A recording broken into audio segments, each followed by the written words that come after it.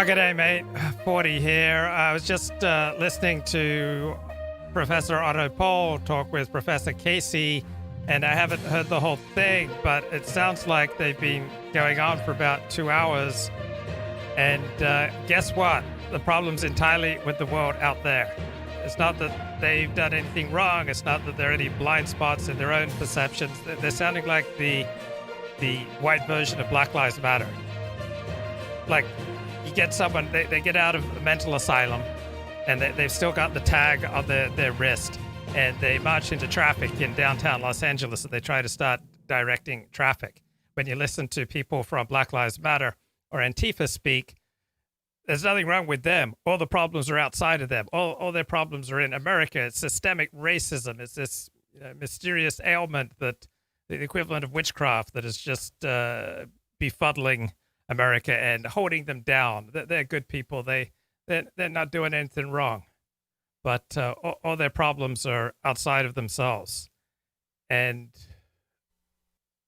there's not an ounce of me, okay, that thinks, oh, I'm a better person than Otto or Casey. I mean, they have far more professional and personal accomplishments than I do. So both Otto and Casey, these guys are professors, right? They got PhDs. They're married. I think they both have kids. They've accomplished all sorts of things in life that I haven't even come close to. I didn't graduate from college. I'm a bachelor. So it's nothing in me that thinks, oh, I'm just superior to these guys. But these are my reactions to their show tonight. Bob, therefore he must have a decent intelligence level. Yeah, odd Bob, that's the military IQ test. But okay, I mean, why don't they just do the IQ test? They can't. The Supreme Court decision that they're not allowed to have any type of test that is a proximity for IQ, because it had a disparate result impact upon a certain racial groups. Should we? What's going on with the Hi, I don't know, the baby. The baby is. Right. It's hard to concentrate. I feel like I'm hearing a baby who wants to talk. She does want to talk. Sorry. Sorry, I'm a little bit distracted, but go ahead. Were you thinking? Did you want to? Oh no, I mean, we were talking about how you needed to have more clickbaity titles Yeah, that are 7 to 10 minutes long, pretty much. Yeah. You're right, and like what you said about it being the person rather than the content that YouTube seems to want to sell. And what else works, and this is kind of related to that, the person more than the content thing, is having like collaborations. Like, aren't those your most viewed thing? Is like your thing with Ken, and then your reply to Airball. Yeah. So. Hey, look, between me and Casey, we got 2/3 of a university. We just need a math and science person, and we're ready to go. Yeah, I mean, I don't know. Like, I just feel like, so what I was going to say is that, okay, to me, it looks like higher education is going to be really rough for the next, let's say, 10 years, and they're not going to hire me. So I just am looking to leave it. But then it's like, it's hard to, I feel like I'm a good talker. I'm a good writer. Basically, I can, that's all there is to it. What else is there? What kind of job? I mean, I could learn most of your jobs in 3 weeks. Like, just show me the computer system and I'll do it. But I'm just wondering if there are jobs out there that I might do that I wouldn't hate, that wouldn't feel heinously unethical. I don't want to sell the vaccine or something. My original training. So a little bit later in this show, Casey repeats something that he's also said on Twitter, that essentially every white-collar worker, according to Casey, is perpetuating a lie and a fraud. Right? So let's say I had a white-collar job, and I was thinking of hiring Casey, and then I listened to him say that every white-collar worker is a fraud, that everyone who isn't a manual labor right now is a liar. Why would I want to hire someone like that? I mean, it's such a toxic attitude. I don't know. It just feels like my friend Casey's just gone off the deep end the last few years, and it doesn't feel like he's getting any closer to shore. And then Otto's looking for a job. Why would you tweet 30-some tweets about how much you hate Jews and the Jewish state? It's fine with me. It doesn't bother me. I've had Otto and Casey on my show more than 40 times. I enjoy their critiques of everything. Sometimes I think they're spot on about Jews and the Jewish state. Sometimes I think they're wrong. I welcome all critiques from the alt-right, from countercurrents, from nationalists, etc. I think criticism makes me better. It makes Casey better. It makes Otto better. Accurate criticism makes all of us better. It makes Jews better. It makes Christians better. It makes blacks better. It makes Latinos better. It makes Muslims better. Everybody's improved by accurate criticism. But if you're looking for a job, I wouldn't hire someone who made 30 tweets about how much they hated Muslims, or how much they hated blacks, or how much they hated Mexicans, or how much they hated Poland. was in making coffee drinks. You could be like a copywriter or something, unless you think that's horribly Yes, unethical. I mean, it's not so unethical, but it's like it does feel like it kind of breaks my spirit. You know, it's like a Yeah. copywriter, like I'm gonna just write for bubblegum ads or something. Like I don't know. I feel like I've built a personality around. Okay, this just isn't a vibe of someone who wants to be of service. It's like unless the job is exactly what I want, like unless the world conforms to what I want and what I expect, then screw it. I'm just not into it, man. Like if I Kind of like, you know, avoiding that kind of. It could be Mad Men. What are you saying? Well, I guess I don't know. I saw that show. So we have Yeah. to say that like when you go to a job, you have to be willing to be of service to your employer and be willing to get along with customers and clients and your coworkers. There's a certain kind of attitude that you need to get hired and remain hired. And this attitude of unless something's immediately appealing to me, this is why they call it work, right? It's not called fun. Sometimes work can be fun. Generally speaking, it isn't. The way you hold down a job is by providing service to your employer. And so an employer is looking for someone who has the attitude that they want to be of service. They want to turn in an honest day's work for an honest day's wage, not, how fulfilling is this going to be for me spiritually? smoking Lucky Strikes is good for your cardiovascular Here's system. another thing. The chat says, like Vivian did, dialogue is basically the path to success on these, on YouTube. Mm-hmm. And I like dialogue. I like talking to people. I think it's fun, and I like to do it. And I could probably do that. But it's like, I don't know. I feel like most people want to have a platform more and kind of argue Yeah, every suggestion, Casey's got an answer for why he's not into it. Right? He only wants to do things his way, and he's saying, I want suggestions. What am I doing wrong? How come I'm not making $10,000 a week on YouTube? Give me suggestions, guys. But for every suggestion that he's given, he's got reasons why he's just not into it. a thesis. And I'm kind of like, I don't really want to argue a thesis with you or against. Right. He doesn't want to do anything but what he wants to do. And I just don't think that this attitude is really going to work out too well. This just strikes me as insane. It's the white equivalent of Black Lives Matter and Antifa thinking that everything is the fault of the outside world. Why doesn't the outside world just conform to what I want? Everybody else is crazy but me. Against you. That seems like a job. I just want to talk. You want to redo your Viva every week. My what? What do they call it? Yeah, did you get that? What Casey said? That sounds like a job. He doesn't want a job. He bemoans that he doesn't have a job, but he doesn't want a job. He doesn't want to be of service to anybody else because anybody who's not a manual labor in the United States, according to Casey, is a liar and a fraud. And he wants no part of having a job. Thesis defense in the U.S. In Great Britain, it's called a Viva. Oh, basically that. I just want to. Well, it doesn't even have to be my thesis. It can just be my let's just talk about stuff and I It just doesn't have to be ideological all the time. I guess that's what I mean. See, the thing is, okay, I think if you're really talking about being successful on YouTube or something, you can do that stuff, but you have to have other types of content too. Mm-hmm. Well, I have that. What? I have that, don't I? I have Yeah, plenty of you're content. doing that. Oh. But I think the people I do see people doing that, but it's not their main. So I just need to pick fights with random internet people. But it's oh geez, I don't want to do that. So it's I guess we're at our max here maybe. Yeah, Eddie's suggestion, he's got reasons for why he doesn't want to do it because it's like a job. And anyone who succeeds on YouTube is because they're a fraud and a sellout. That they're just taking the easy way out. They're just picking fights. They're just being moronic. He wants to operate on a higher, more spiritual plane. He doesn't want to have to conform to the way the world works. He demands that the world conform to what he wants and to how he works. So there are two possible attitudes in life. One is Luke starts with the attitude, the world needs to conform to me and to what I want and to my predilections. And if I don't get my way, I'm going to be angry and unhappy and depressed. The other attitude that I can have is, okay, I need to conform to reality. I need to get in touch with how reality is working. And if I want a job, that means I have to have the attitude of I am here and willing to be of service to other people. Yeah, I don't think that you really want this. So I know you, and I don't think that you really truly. Right. Want, I was thinking about that the other day. I know what you mean because there's something that turns out, like, look at what happened to Jordan Peterson. Like, as soon as you kind of become a personality, people expect you. Like, I just did this video. Some of you saw, Otto saw, that he called it the psychedelic video. Yeah, anyone who succeeds, they're a fraud. There's something wrong with them. They've sold out, right? There's something wrong with anyone who's had success, because that just means that they've essentially sold out to the Jews. I swear to God, for me, okay, that, like, I've made 53 videos before that felt to me like they were right down the middle, like walking the line. And on this one, I feel like I took a 2-degree turn just to fuck around a little, just for a little bit. And like the response is like, "Whoa, dude, are you crazy? That's a crazy video." I'm like, "You have not seen crazy." Like, I want to do all kinds of wild shit. Okay, so this doesn't sound sane. This sounds insane. This is just my reaction. This is not Luke's better than Casey.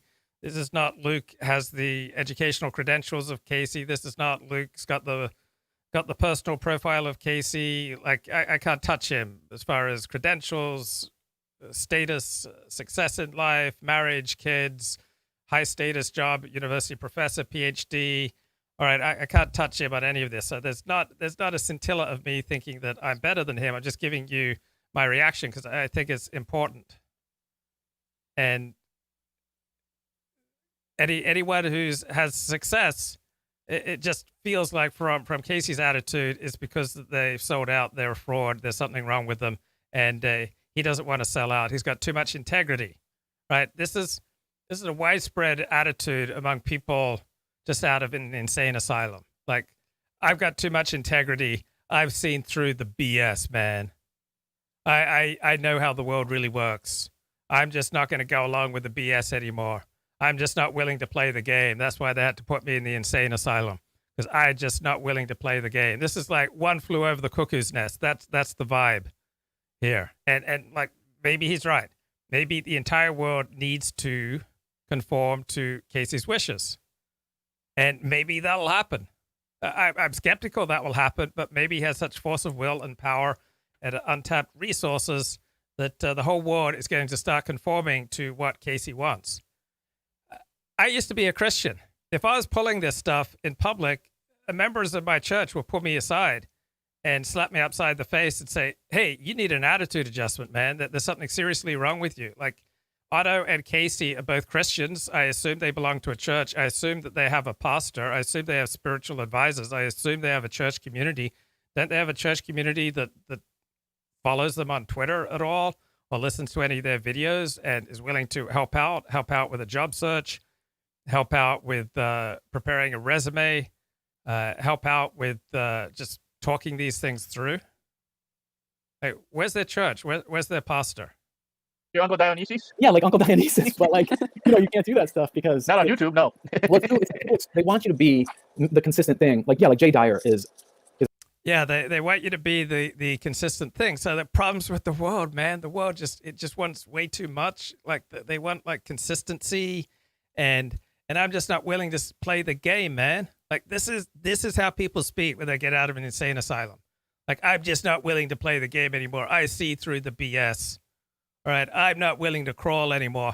I'm not willing to tell lies anymore. Yeah, they put me in the insane asylum because I was telling the truth.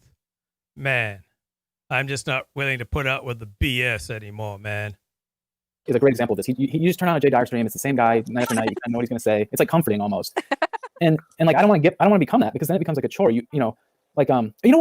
Yeah, he wants a job, but he doesn't want a chore. He wants a job without any chores. Right? I don't want to become anything that's inauthentic to who I really feel I am. The special snowflake inside of me. This is the white equivalent of Black Lives Matter and Antifa speaking.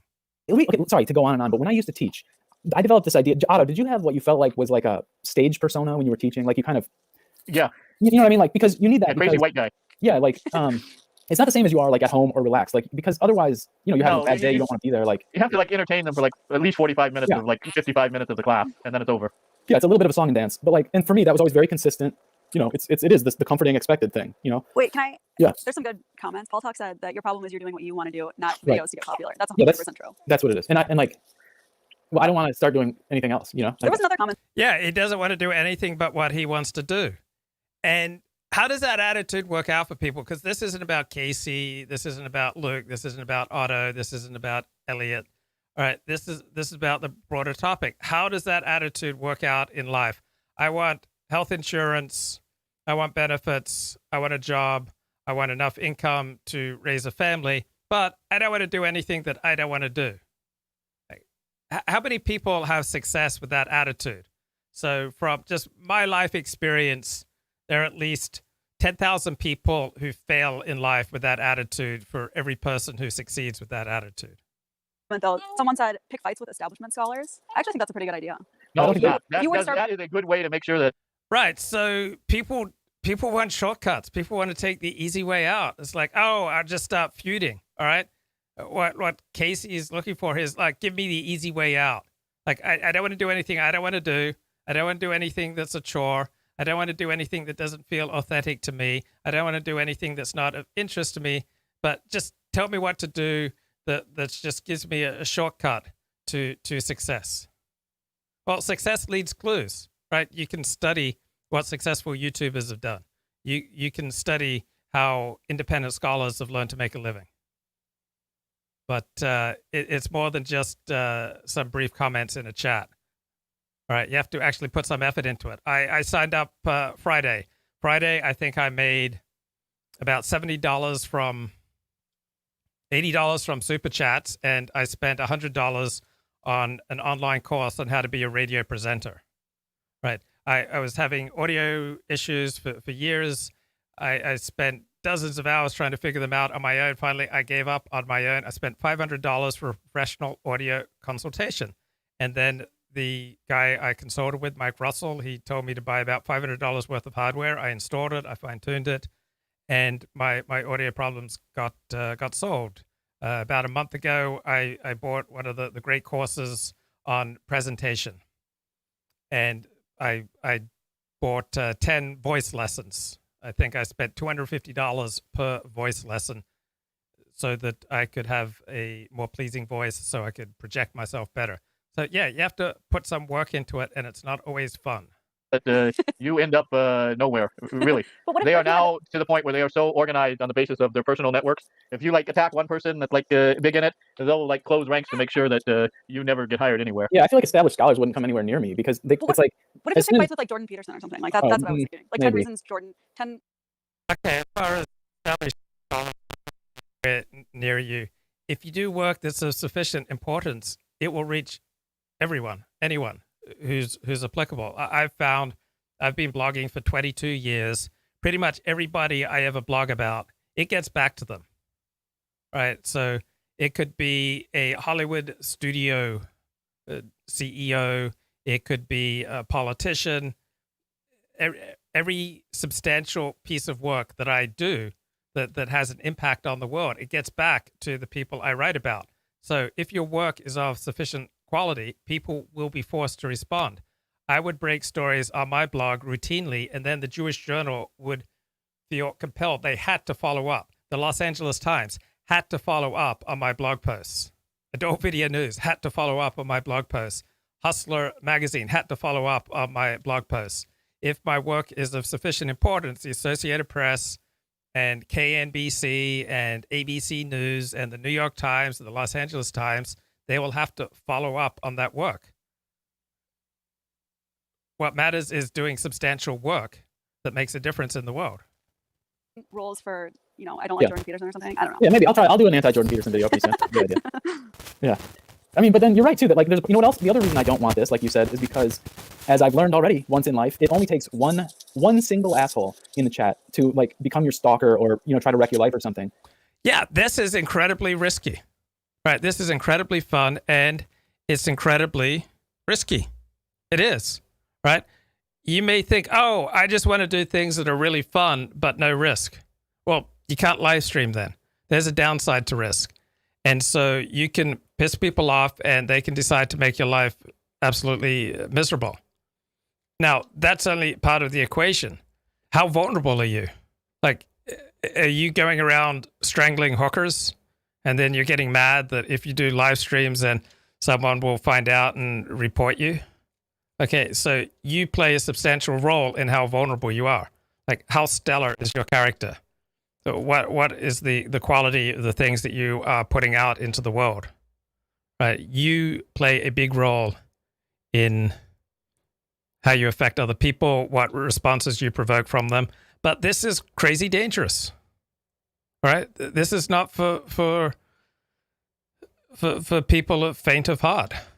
And so you may think, hey, I love playing football and I just don't want to think about the downsides. Well, the downside of playing tackle football is it's crazy dangerous. This is crazy dangerous like playing tackle football. Playing tackle football is crazy fun and it's crazy dangerous. Live streaming is crazy fun. It's also crazy dangerous. Now, you may not like that aspect of reality, and you may think, oh, I can just reject that aspect of reality, and I'm going to imagine that the world is different. But I don't think the world's going to conform to our wishes. I think we either conform to reality or we go nuts. Like, I don't want to deal with that. Like, I don't want to deal with... Okay, if you don't want to deal with that, then you can't live stream. You just walk away from any public pronouncements, anything that you're putting out into the public. If you don't want to deal with the backlash, with the consequences of the things that you say and do publicly, then stay out of the public square. Like, either you man up and you take the responsibilities and the consequences of your public words and deeds, or you need to take your ball and go home. I'm not saying this in a mean way. This is just my reaction to these comments by my longtime friend Casey. I don't know why he went off the deep end the last few years. The crazy. But you're not even saying anything like crazy in here. Yeah, we're just talking. Someone thinks it's crazy, right? Like some Antifa thinks... Yeah, but those people aren't watching right now. I think that they're, by and large... Oh, I'm sure the FBI is watching. I mean, they're watching the stream. They found out about Jordan Peterson and they called him a Nazi. Like that's... Yeah, but he still made a whole boatload of money and like when... Okay, so the things you say and do publicly, they get reactions. So maybe take some care, put a little bit of extra effort into how you phrase things. All right, it's easy to just blurt out what you're thinking and feeling. All right, so there are going to be times when every normal person has tremendous hatred and enmity towards other groups. Now, if you just blurt that out, there are going to be some pretty serious consequences, particularly if you're in a prestigious position. On the other hand, if you take the time and you take some care with how you phrase things, you can pretty much say everything that you want to say. But that takes some discipline and some self-control, and you have to put some effort in. You don't just shoot from the hip. The more inflammatory the thing is that you want to say, the more effort you have to put in to phrase it in ways that people from diverse backgrounds can hear it, right? But most people don't want to put any effort in. They just want life to be effortless. They just want to get all the good things in life without paying any of the prices. But everything comes with a price. And if you're not willing to put the effort in to phrase things in a way that people can hear, people from diverse backgrounds can hear, and it's at a very low likelihood of making them want to hurt you, if you're not willing to put that effort in, then you're going to be dealing with some pretty nasty consequences. That's just the way the world worked. The world worked like that in 1980, worked like that in 1920, in 1820, in 1127. There are consequences for our words and deeds performed in the public square, and people who can't be bothered to phrase things in ways that other people can hear and understand, they're going to have to deal with some very negative consequences. Went on, And like big pharma got to him or something, Yeah. Yeah, he was horrible after that drug addiction. He was always like weird, He was always. though. And there's something off about that guy. There's something always off about him. No, I don't need to make a lot of money. I just need to make enough money to support my family. So, like, if somebody give me the stats to what I need to do, I'll do it. So I could produce whatever written material you want. So I mean, the problem is that the universities, there's like, even for like 1-year positions, you'll get like 600 people with PhDs and published books apply for that one-year position that's only paying $45,000 and no benefit. That is crazy. Okay, so it sounds like you should be looking into other forms of work. That's just what I'm hearing. If you can't do the thing that you love, maybe you need to find something else to do. Doesn't surprise me. That sounds right. The weird thing is, like, sorry to cut you off there. The weird thing to me about all this is, like, in truth, I mean, well, like, from my perspective, it's odd that a college professor would have apparently like no skills. Like, I don't really have any skills in demand in the non-academic world. But then I'm like, wait, who does? And it's like these people who got, like what are they even called? Like marketing degrees or some bull? It's bullcrap. Like I mean, what could I learn in 3 weeks, like from stuff like that? And I feel like I'd be, I could learn it and be pretty good at it. But then it's like if I end up writing copy for some shampoo company, like that's like, I don't know. I don't know how people manage outside of like monasteries anymore. The capitalist jobs are really rough. Yeah, as I said, I think scholars are like a pre-capitalist holdover, like from maybe even from the monastery. Like Yeah, Casey doesn't want to lower himself to do the jobs that everyone else has to do. These jobs are just below him. And Casey apparently believes that in 3 weeks, he can gain the same level of learning that someone who's done a marketing degree, which in Casey's infinite wisdom is just pure BS. There's just absolutely no substance. There's nothing important or relevant there. It's just pure BS. Gee, I wonder why this attitude doesn't really lead to happiness and success in life. That all sorts of academic fields that I know nothing about, I'm so confident that I can capture in 3 weeks the essence of a 4-year degree, which in my infinite wisdom, I know is just BS, that I know is just fraudulent, that I just know that everyone who's not a manual laborer, they're just a fraud and a liar and a sellout. But I got too much integrity to lower myself like that. I see through the BS, man. See through the BS. I'm not going to play your game. I mean, this is the attitude out of One Flew Over the Cuckoo's Nest. This is how people sound when they get out of an insane asylum.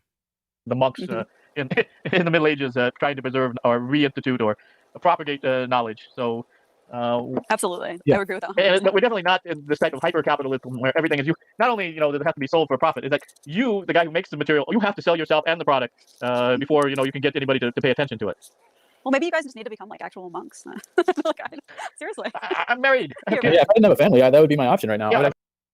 I was just rereading the great George Eliot novel Middlemarch, and there's an idealistic doctor who comes to Middlemarch, Tertius Lydgate, and he has plans to stuff up and run this new hospital. He wants to do all sorts of scientific research, and the way he doesn't have independent means, the way he's going to be able to do all this is because his wants and needs are very low. But then he accidentally falls in love with a beautiful woman who happens to be a complete narcissist, and he gets into serious financial trouble. So, yeah, if you want to be a monk, then there are certain advantages with being a monk, right? I assume it's not an expensive lifestyle. But if you want to support a family, you don't get to be a monk, right? Tertius Lydgate, if he just wanted to stick to doing his scientific research and volunteering his time at the local hospital and writing papers, then he could do that, but he can't get married to a woman who's got pretty expensive tastes. So as life goes on, everyone in the book doesn't fulfill their grand dreams, and he finds that he has to specialize with patients who are affluent to be able to support his family. And so instead of making all these great scientific discoveries, all he's doing is publishing papers about gout, right? That's reality, right? If you want to support a family, you don't just get to do what you want to do all day, generally speaking, right? You don't get to just do your scientific research and your innovative theorizing without any regard to the income you're bringing in. I mean, I don't think it can undo the child now. I guess no, not even the Orthodox Church. Orthodox Church, you also have to have a vow of celibacy to be a cloistered monk. Yeah. But maybe that was why they were like that, because that kind of work doesn't really, support a family. You know what I mean? It's like they were able to Look, if you've got a family, then all these things should get clear. You should be thinking and talking about, that job does not appeal to me, or I think anyone who does a white-collar job is a fraud and a sellout. I have too much integrity, or I just don't think I'd enjoy doing that. That shouldn't be a consideration. If you've got a family to support, that should be your number one priority, not what makes you fulfilled in the workplace. Or maybe it was just the church didn't want to support the family. They were trying to cut down on their expenses, just like modern universities hiring adjuncts. That's true too, yeah. I mean, it's true.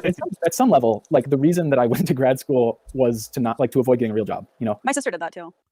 Okay, and sometimes that works, but guess what? In school, I developed the habit of cheating in classes that I wasn't into. All right. And that habit of taking the easy way out, that habit of cheating, that didn't just end in high school, right?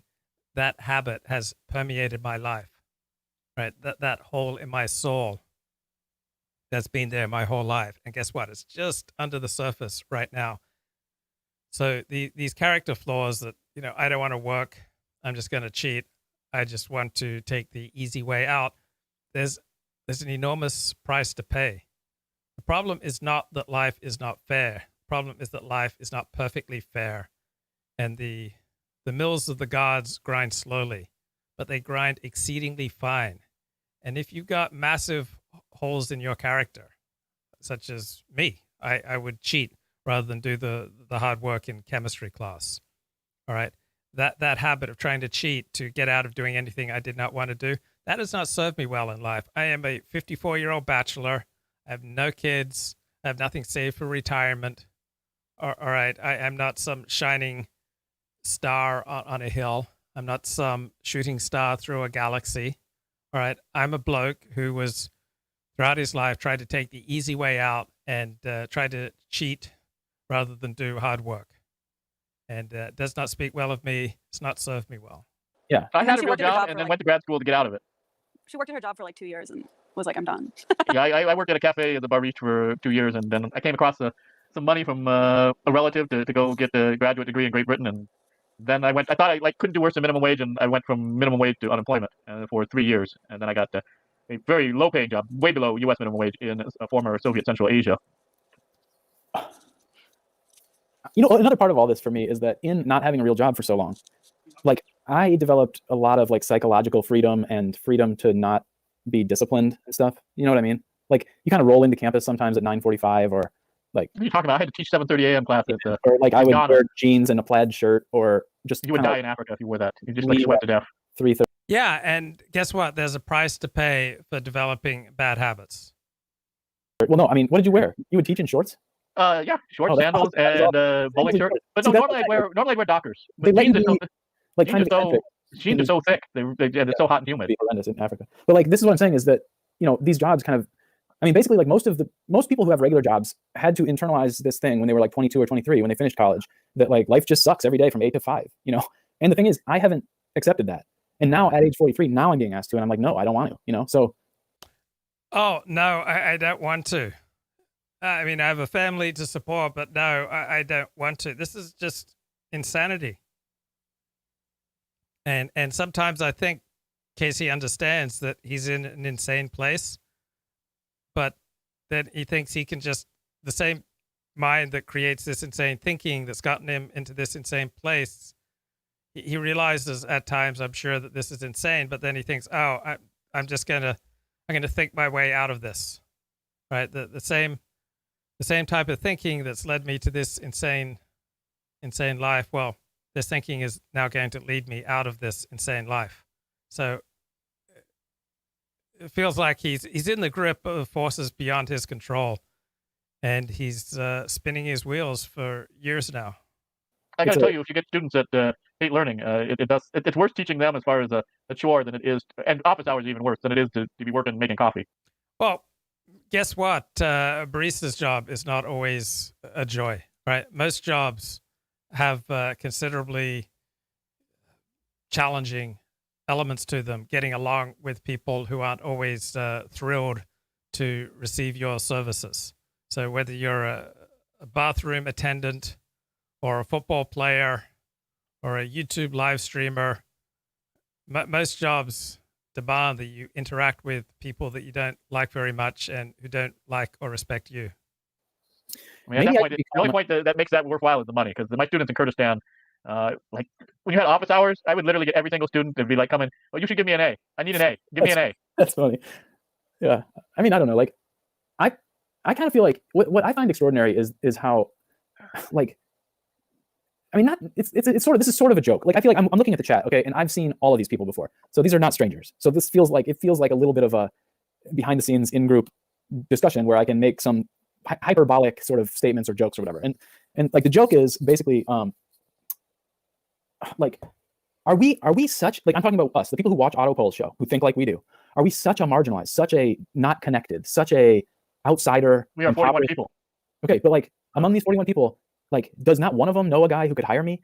And like, Yeah, can't you guys hire me? You can see how much I respect hard work.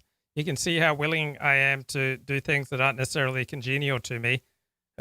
Why don't you know someone who's going to hire me?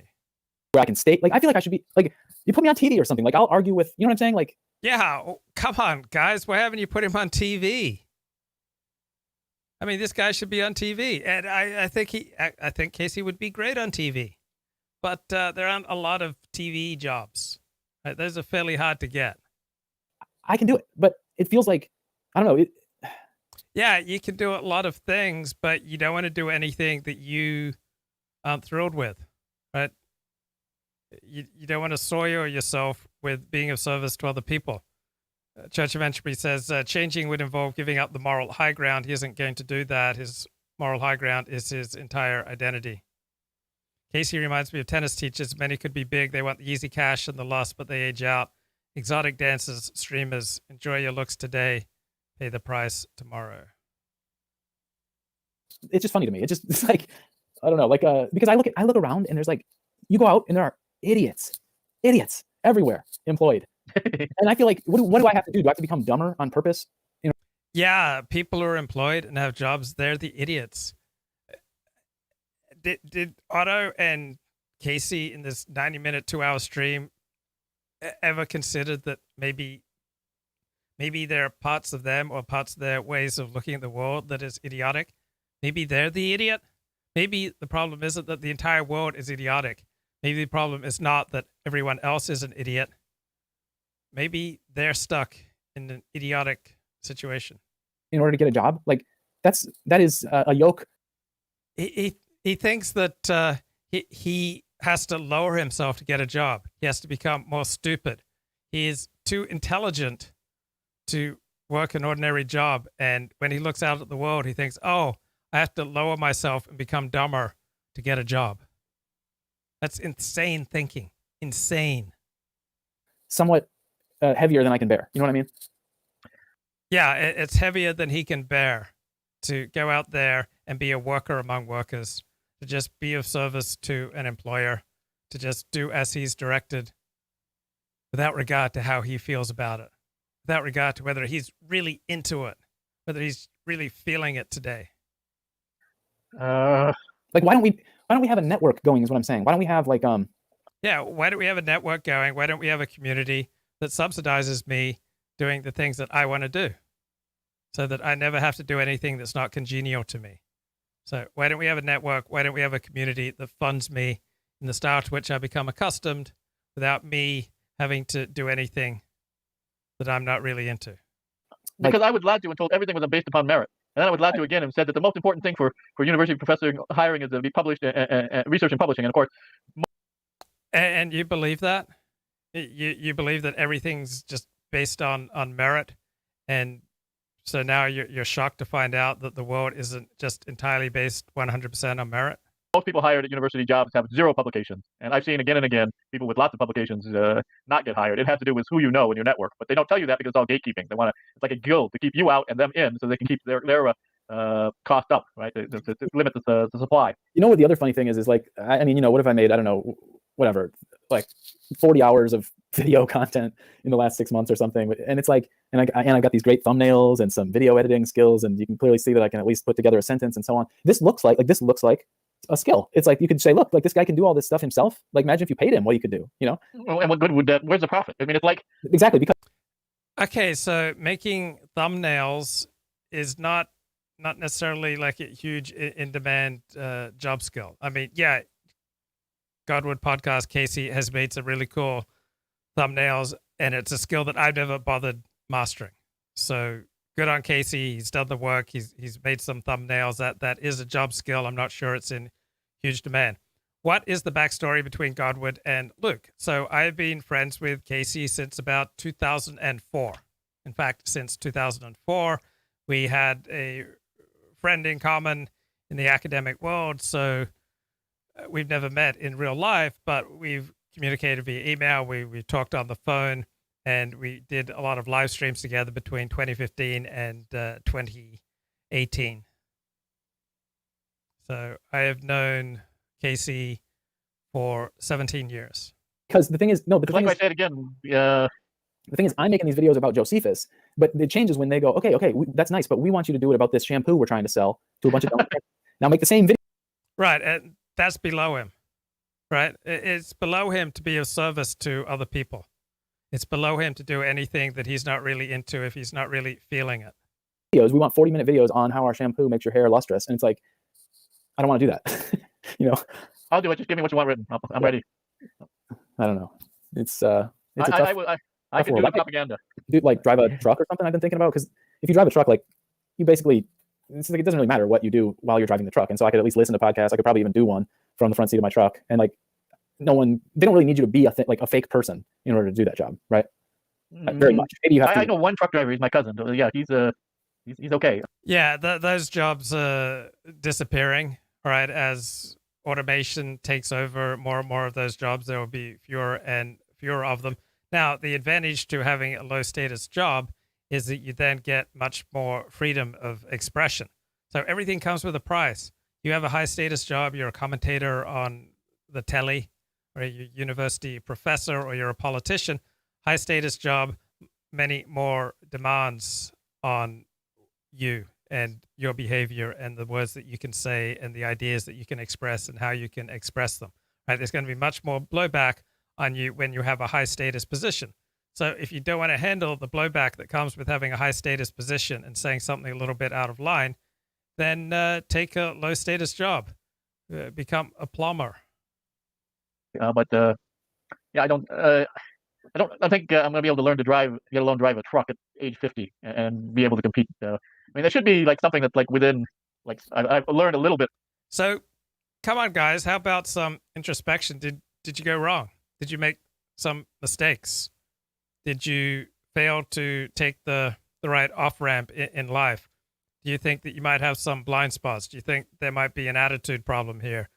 Where's your community? Where's your pastor? Where's your church? Where are your friends? Where's your family? Where are your relations? Like, what happened to your bonds? Right? What happened to your human connections? Like, these are both Christians. They publicly identify as Christians. So where's their church?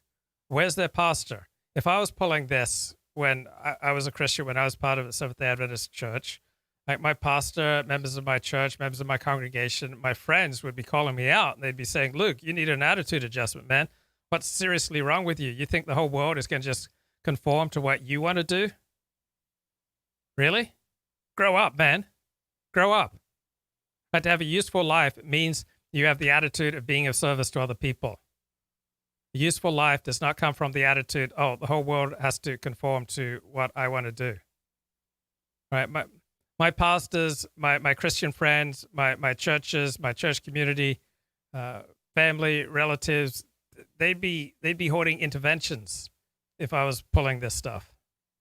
Like, where are their human bonds? Where are their ties? Where are their families, their communities, spouses, friends, pastors, relations? Like, where are these people? At least in the last 50 years. I mean, even if it's like, translating stuff from Russian into English, at least I have some familiarity with that. But, people say go and become a construction worker or drive a truck. I'm 50 years old and I got a piece of metal in one artery already, man. Yeah, that's what I'm saying. Is like Otto really shouldn't have to like get some stupid job and lower himself to that. Like there should be. Why would some other white collar job? Why should Otto be immune to lowering himself to do the same kind of white collar job that tens of millions of other Americans are doing? Like, why should Otto and Casey be immune from reality?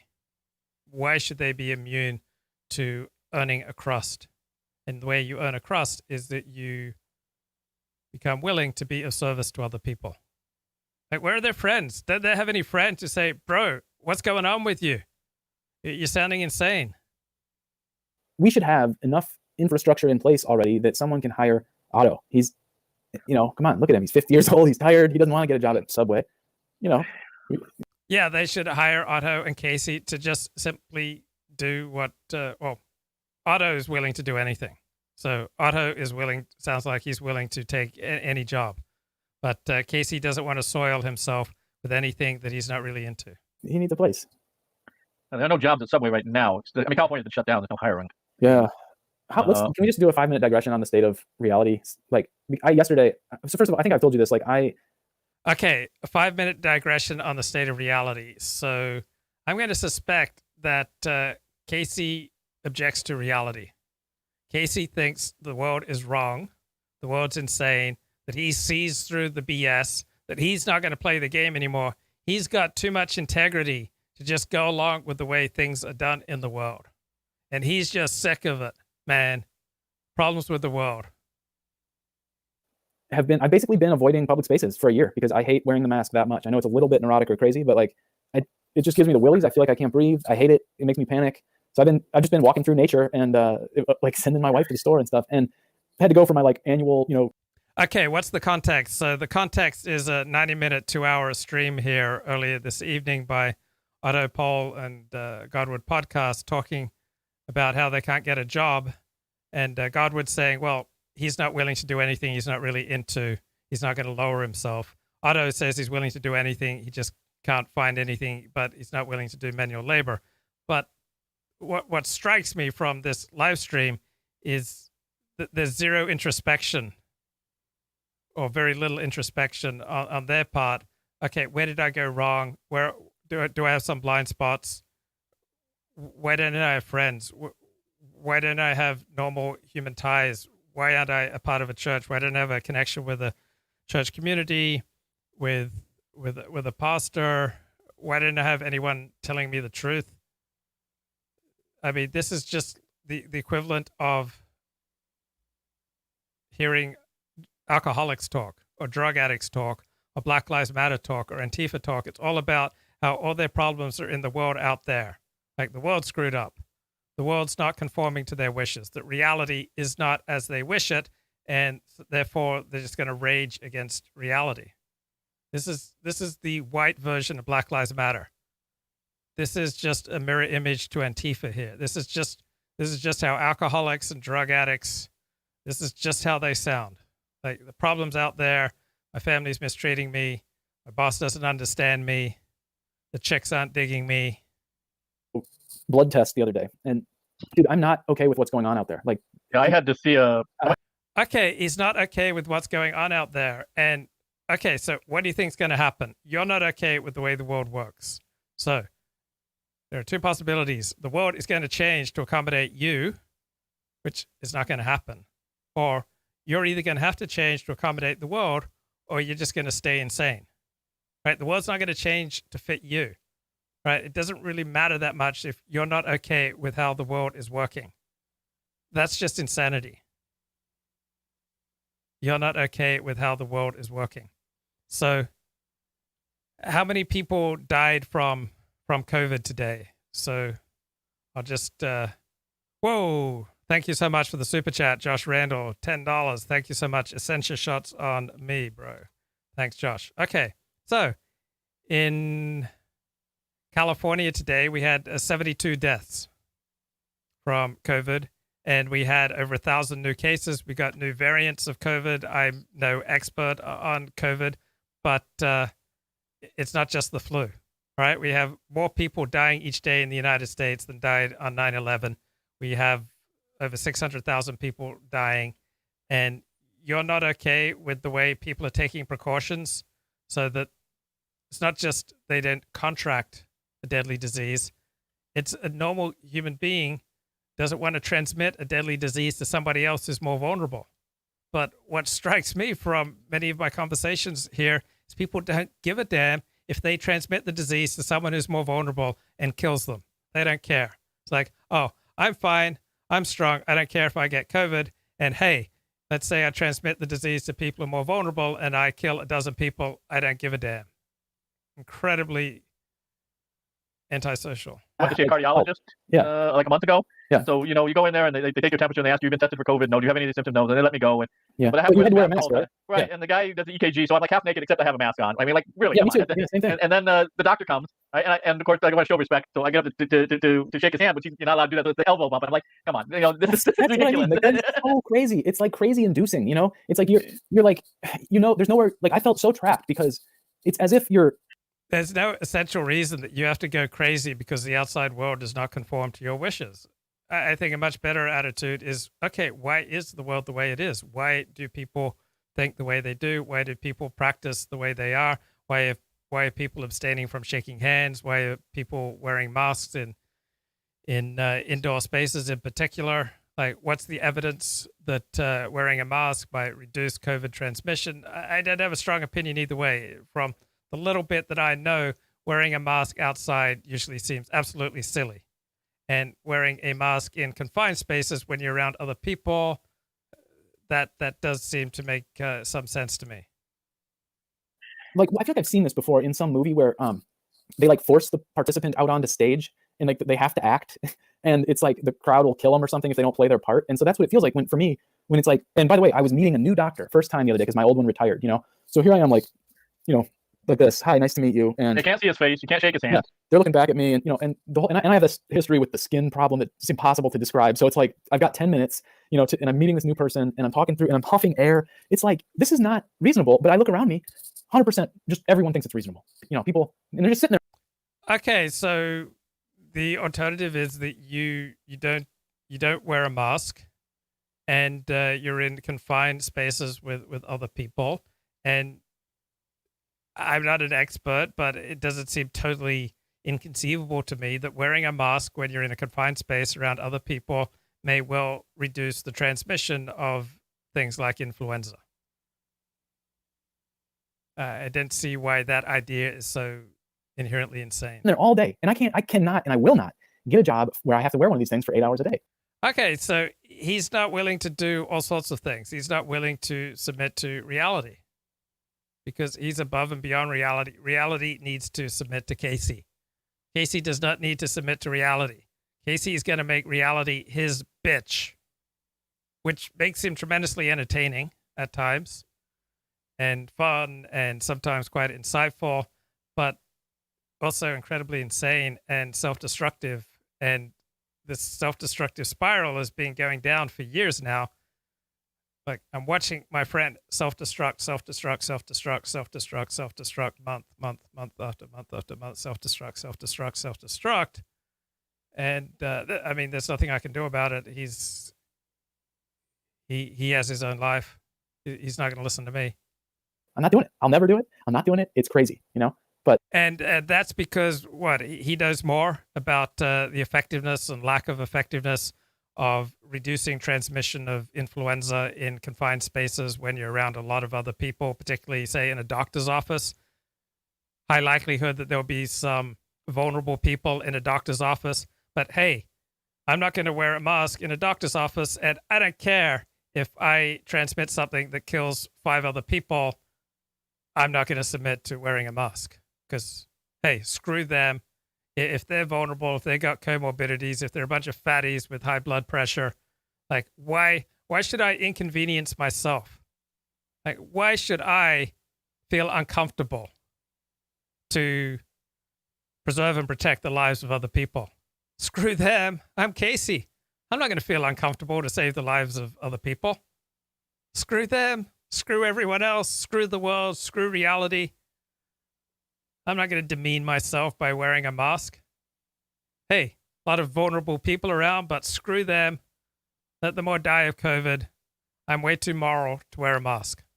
But if those are your limitations, you're looking for a remote work, and like remote work, I don't even know where to begin with all this stuff. It's crazy. I don't have any such limitations, but I have not had good luck. I applied. I think I'm up to like 150 jobs since I got back to the U.S. and like 4 places. Wow. Art Bell notes that Red Bar admits to being wheelchair bound, likely some kind of degenerative bone disease. I had no idea. That's interesting. This is so scary to hear from a guy. Usually this is 30s, 40s women who lost their looks, lost their superpowers, waited too long to have kids and marriage. They need to pull themselves up by the bootstraps and brush that COVID off. I put my mask on so people like Luke will feel safe. Hey, Right. Yeah, that's it. That's it. You put your mask on so other people can feel safe. Has nothing to do with there is apparently some evidence that you will reduce the chances that you will kill other people. Right. That's not what it's about though. Okay, there is substantial evidence that you will reduce your odds of killing other people. I don't know if that evidence is conclusive. I'm not an expert. I'm sure that there are arguments against it, but there does appear to be some substantial evidence that you likely reduce the transmission of things like influenza in enclosed spaces around a lot of people if you mask up.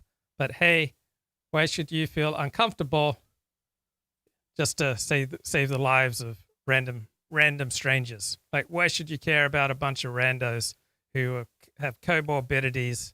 No, they probably have it coming, right? Have interviewed me one place twice, which was in Minneapolis. I can't believe they're hiring actually. Like, Well, this you was- found 150 job ads? Yeah. Wow. but not all of them in the U.S. But Yeah. I just applied to 5 jobs this week. Well, I mean, I don't know. It's funny. Your thing about your London university, that is like a bummer. It's because I had to look it up too, to be honest with you. Like, and then I looked it up, and it's a prestigious first-rank university, but for some reason, it doesn't have the name notoriety or something. Depends where you are. Yeah, probably. Yeah. Not in the U.S., not in certain places, but not in places that should. I'm still, when I worked in Iraqi Kurdistan, they'd never heard of it. Even though from 1918 to 1932, the 3 guys that had total control over it, the British colonial authorities, all had PhDs from SOAS. They were basically a SOAS colony during the mandate period, and yet now they've completely forgotten it. These are the type of, and these were the HR people and the administrators. So this kind of tells you why their higher education in the Middle East is a total failure. Yeah. I mean, Look, I think the way that many people do things is wrong.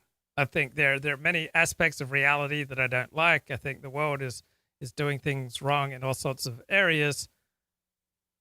I just don't expect the world is going to bend to my wishes. Alex knows the questions of whether masks are useful, right? That seems to me that in certain places, confined spaces around a lot of people, I can see use for masks. But whether they're useful or not, if you refuse to wear them, you're making yourself unemployable in all sorts of jobs. But hey, it's more important, right, to keep the moral high ground. Now, this will probably be phased out over the course of this year in most environments. Yeah, so usually to hold down a job or just to get along with other people, to live in community, to maintain friendships, human connections, to be part of a church, to be part of a professional community, to be part of a hobbyist community, you often have to go along with things that you don't approve of, right? When I go to synagogue, the rabbi doesn't rush out and say, okay, Luke, these are the 15 things that I'm planning to do today. Do they meet with your approval? Right? When I get on the bus, everyone doesn't gather around and say, oh, Luke, tell me, are these plans, of these activities that we're going to do while we're riding on the bus with you, do they meet with your approval? When I walk down the street, people don't gather around and pull on my seat and say, give me a bracha 40. Are my various plans, are they meeting with your approval? When I drive down the road, the other drivers aren't sending me text messages to make sure that the way they're driving meets with my approval. Am I conforming to your wishes for how reality should work, 40? Doesn't happen. I don't know, but like I don't know if like you follow any like kind of libtard types or like NPR or something, and No. occasionally like if you ever see one of these tweets where they'll say, Yeah, libtards. That's a great attitude to take into life. Just people who are a little bit left of center. They're just a bunch of retards. like I saw a tweet today that said something. It was from one of these like shit libs saying like even though you've gotten the vaccine, that doesn't mean you don't have to wear a mask or something. Yeah, shit libs, libtards. There's an approach to life that should make for wonderful success. Boy, I'd love to have someone like this represent my company. And then it's just like crazy to me. I mean, immediately just like what? And then I look at the replies, and it's like 10-1 at least are people going like, good, I like wearing a mask. I'm gonna wear it the rest of my life, even in outdoors. And it's like what? Like what? They've like they've kind of like internalized the lie or something. And it's like, what is happening? Like what? It's my family, it's my neighbors. Like wait, what lie? You haven't referenced anything. Like what studies? What evidence do you have that wearing a mask when you're around a lot of people in a confined space provides zero benefit? We need this to end. Like it's the only thing that matters. And like if we can't get the masks off in public, I don't care about your politics. You know what I mean? It's the only thing, and we're doing nothing about it, and it's not improving. And you have this expertise how? Like during how many years of study do you have in this area? What degrees do you have? How do we know that we should even take you seriously on this topic? We get that you don't find it comfortable, and we get that you don't find it aesthetically pleasing. But what evidence do you have to support your point of view? I mean, help. No. All right, well, I'll wear the mask if somebody wants to hire me. If it's at least $15 an hour. Yeah, yeah. What a liberal. I'm willing to sell out. If you want me to write Maoist propaganda, I'm willing to. Just got to be high enough price here. Is this what happens? You're like one notch more desperate than I. It's still a joke to me. So I had, in 2004, I had a girlfriend. She had a PhD in economics, and she was working for a trade association that wanted government subsidies. And she didn't approve of this. She was a free market economist. But guess what? Her job required her to write up reports that would be used for her trade association, her employer, to lobby for things that she did not believe in. Right? That's what people have to do when they go to work. They have to fulfill the wishes of their employer. And at the same time, she was telling me, I can't date you anymore because you're writing on the porn industry. And so I tried to make the argument to her, look, you're selling out everything you believe in because you need this job to pay the bills. I'm not thrilled that I'm writing on the porn industry for my primary source of income, and I'm going to be able to move on from that one day. But right now, both of us are compromising and doing things that we're not proud of. And she didn't buy it, so we went our separate ways, and I respect her for that. And eventually she went on to work at an academic institution that stood for her free market approach to life. But for a while there, she had to do things that she didn't want to do. Yeah, I'm afraid so. This is how the gulag works now. It's this like descent. Yeah, you've got things better than 99% of humanity, and you're looking at the world as though you're in a Soviet gulag where millions of people died. How insane is that?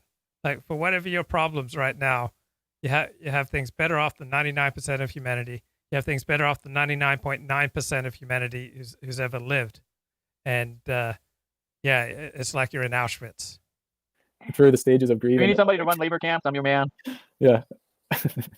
I don't know, man. It's weird times to be alive. I keep hoping. Like, I remember reading a thing one time. I think you kind of confirmed this, that like by the late 80s in the Soviet Union, they had reached this thing where like kind of everybody had a master's degree in engineering or something, but like they were all driving taxis too, and like it was like everyone was like this overeducated. Oh, yeah, you see that in the post-Soviet. Like when I was in Kyrgyzstan, you'd see a lot of these guys that were ethnic Russians. Yeah, and they all had like PhDs in like radio engineering and electrical engineering, and they'd all been replaced by some Kyrgyz political appointee. So they were driving a taxi to make ends meet. And I feel like that's what we're approaching in America, is that point where it's like everyone's got 2 degrees, but like no one has a real job anymore. And so I'm hoping. Yeah. You notice that in America today, no one has a real job anymore, except for about 150 million Americans. Like, what planet is my buddy on? Like, my friend has lost his mind. It's been going on for years.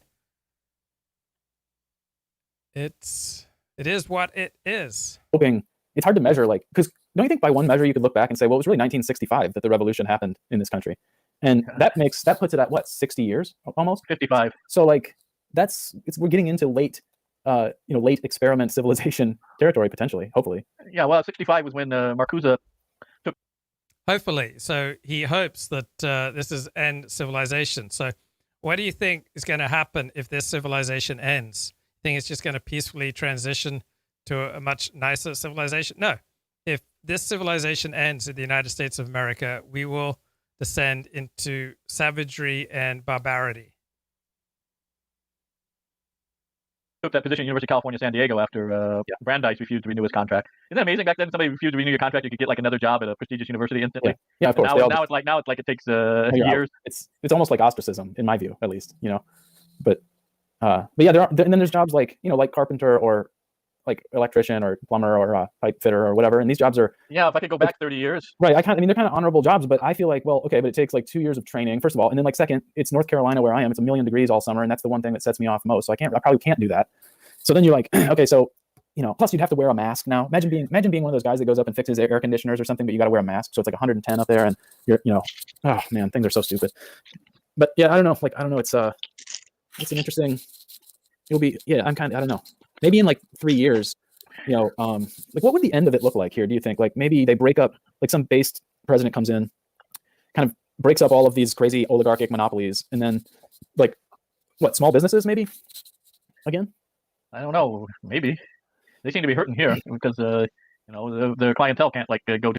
So this is like listening to Richard Spencer. Richard Spencer's only going to talk about what's wrong with the world, what's wrong with other people, what's wrong with competing personalities in the distant right sphere. You never get much introspection from Richard Spencer on where he went wrong, what his mistakes were. So Richard just wants to talk about how evil the world is. I mean, this is fucking 100 times. I am so mad. This is the same thing that Casey is saying, essentially. Ritualistically humiliate them. I am coming back here every fucking weekend if I have to. Like, this is never over. I win, they fucking lose. That's how the world fucking works. Little fucking kites. They get ruled by people like me. Little fucking octoroons. My ancestors fucking enslaved those pieces of fucking shit. I rule the fucking world. Those pieces of shit get ruled by people like me. They look up and see a face like mine looking down at them. That's how the fucking world works. We are gonna destroy this fucking... Right, there are better and worse ways of looking at life. And this attitude that, I'm up here, I'm looking down on the rest of the world, I'm just going to destroy everyone else. It's not really a great way to go through life. Josh Randall, $20 super chat. I may end up in LA in 2 weeks. Will you be available for a hang? Absolutely, my friend.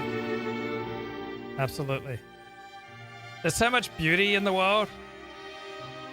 There's so much to be grateful for. There's God, there's the transcendent. Love is all around us, beauty's all around us. We are so privileged. We have things so good. We have so many wonderful opportunities.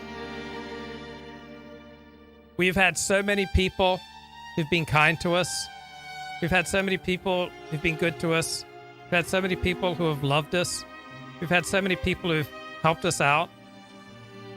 We've had so many people forgive the stupid, ugly, mean, vicious, nasty things that we have done to them. Maybe think about that. Think about someone who's been kind to you. Think about someone who's forgiven you. Think about someone who's tolerated you at your worst. Think about someone who cares for you. Think about someone who treasures you. And then speak from that place, rather than this rage against reality. To them, they keep shutting down things like indoor dining. Yeah. The weird thing, I don't know. I mean, maybe indoor dining stuff, but or storefront shops all over our town are shut. And I mean, for example, here's the thing, this is a joke almost because now is not the time to start this, but I always kind of wanted to have a fish tank store, basically an aquarium shop. And I would do that job. I mean, even though it might be 10 in the morning to 8 at night or something, but So you mean to sell fish for a hobby, or sell live fish for the Chinese to eat? The second one might have a larger market. The second one might. Our new Chinese overlords come in and say, "Look, I have live fish for you." Yeah. No, but I'm saying the fish tank store thing. It's you can't open that business right now. First of all, nobody goes outdoors, and secondly, probably Amazon is shipping live pet fish or something at this point, or drone. It's kind of it's like saying you want to be a shoemaker. You see what I'm saying? Basically, there are no the kinds of storefront shop jobs that you might honorably do are kind of replaced by Amazon. You can't do a job there's not Why is it more honorable to do it in a storefront than it is to do it for Amazon? Or a bookstore. I would love to do a bookstore, but name a bookstore. There aren't any anymore. There's a Barnes and Nobles in the Irvine Spectrum. Yeah, that's all there is. And there's zero bookstores that carry sort of Otto Pohl's books. Yeah, pretty much. Yeah, you gotta order them. Yeah, no, I would doubt you. There's one bookstore that carries one of my books. So this book is carried at the AHSGR bookstore in Lincoln, Nebraska. There's one bookstore in the U.S. that has it that you can buy in person, or at least you could in 2019. Who knows what's happened now? So. Yeah. Yeah, so you can't work for a bookstore that doesn't stock Otto Pohl's books, right? That would just be lowering yourself. The other thing, yeah, that's funny that the chat is. I mean, I get the joke. Angle Droid or somebody said I can only imagine Casey talking to the manual laborers. But the thing is, this is the whole story of my life. Is all of my friends growing up were manual labor type people, and I played sports like a dumb jock and didn't read any books until I was 20. So that's I feel fairly. I don't know. Maybe I've changed, and maybe they would beat me up now or something. But I think those are my people in a way. So it's not that I like. I would like that, but I don't know that I can do the kind of, I don't know that I can do backbreaking 8 to 5 outdoor in the heat. I don't want to do that shit right now, you know, or can't or something. So I need one of these fake lying. That's the point, is that anybody who isn't a manual laborer is a liar at this point. Whoa. I'd rather not, you know. Well, anyone who isn't a manual laborer is a liar at this point. This isn't just something that Casey just tossed off the top of his head. Now, this has been an ongoing theme on his Twitter account for months. It was after enough of these tweets that I stopped following my friend, because it's just so insane, it's so toxic that anyone who's not a manual laborer, what did he say, is just a liar and a fraud right now? That's crazy.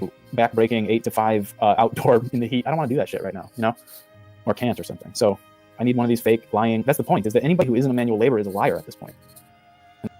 Anyone who isn't a doctor, a nurse, someone, if Casey has to go to the hospital, right, and his life is in other people's hands, so those people who could potentially save his life, they're all liars and frauds. The nurse who might come in and tend to him is just a liar and a fraud. The doctor who possibly provides life-saving surgery is just a liar and a fraud.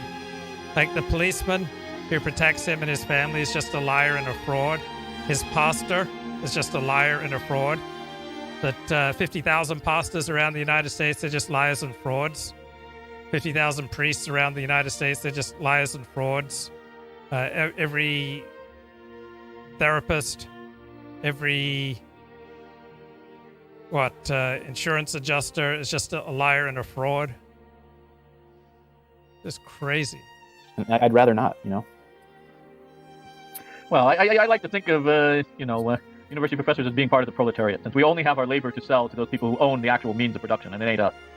I think probably what I'm going to do is maybe try to get a job. I don't know, like, do you think maybe I should just teach? Like, it seems like teaching high school, even though of course they're going to make you like teach some diversity books or something, and it'll be kind of ideological. Like, I don't know, maybe I could like carve that out somehow. And I've had really bad luck applying for the few private like secondary schools, prep schools I've seen. I got one interview at a place. Wow, why wouldn't a prep school want to bring out this kind of attitude? Like, why aren't they lining up to import this kind of attitude? Thank you so much. Another super chat from Josh Randall, the underwriter of this show. Press 1 if Luke's interview prowess has bumped up measurably in the last 3 years. I'll go first 1. Yeah, well, thanks, Josh. I'm going to spend your money on taking courses on how to be better at this job. He's outside of Salt Lake City once. Yeah. But for the most part, they don't have a lot of advertisements, and they are less likely to give you an interview than a community college or a four-year liberal arts college or university. Yeah, it's, I don't know, like, the thing about it for me is that if I go back to like 2015, 2016 or something, like, I don't know, I'm like you, like maybe I used the wrong terms or something, but I kind of feel like, I just felt like I was normal. And then, like, you know, starting with like when they legalized gay marriage and stuff, I was like, hold on, what the hell's going on here? But you can't do that, right? And so without even really realizing it, I sort of became untouchable. And I don't know, I kind of feel like do you have other friends who are professionals? Yeah, don't you guys have friends? I mean, don't you have anyone who cares about you and is willing to talk to you and to help you and to possibly challenge you? Don't you have anyone in your life who's willing to challenge you? DR Tanky says, I love the piece that Otto and Luke did on socialist racism, the Soviet Union, and Israel. Yes, that was a very interesting essay by Otto Pohl. I did not know that. So I appreciate many of Otto's critiques of Israel, and I've had Otto on the show 50 times. What do you mean by professional? Like, I don't, like, not manual laborers. They have like lawyers. Yeah. Like they have to go to these diversity training seminars now. It's not just in academia, is the point. Yeah, this is true. So it's become a thing that's like this kind of national. Guess what? In almost all jobs through almost all of human history, you've had to do things that you're not really into. You don't really want to go along with. The United States has many wonderful characteristics and some ugly characteristics. Among its ugly characteristics is litigiousness. And the United States has been like this for 300 plus years. All right? Thank you. Thank you very much. The United States has always been highly litigious.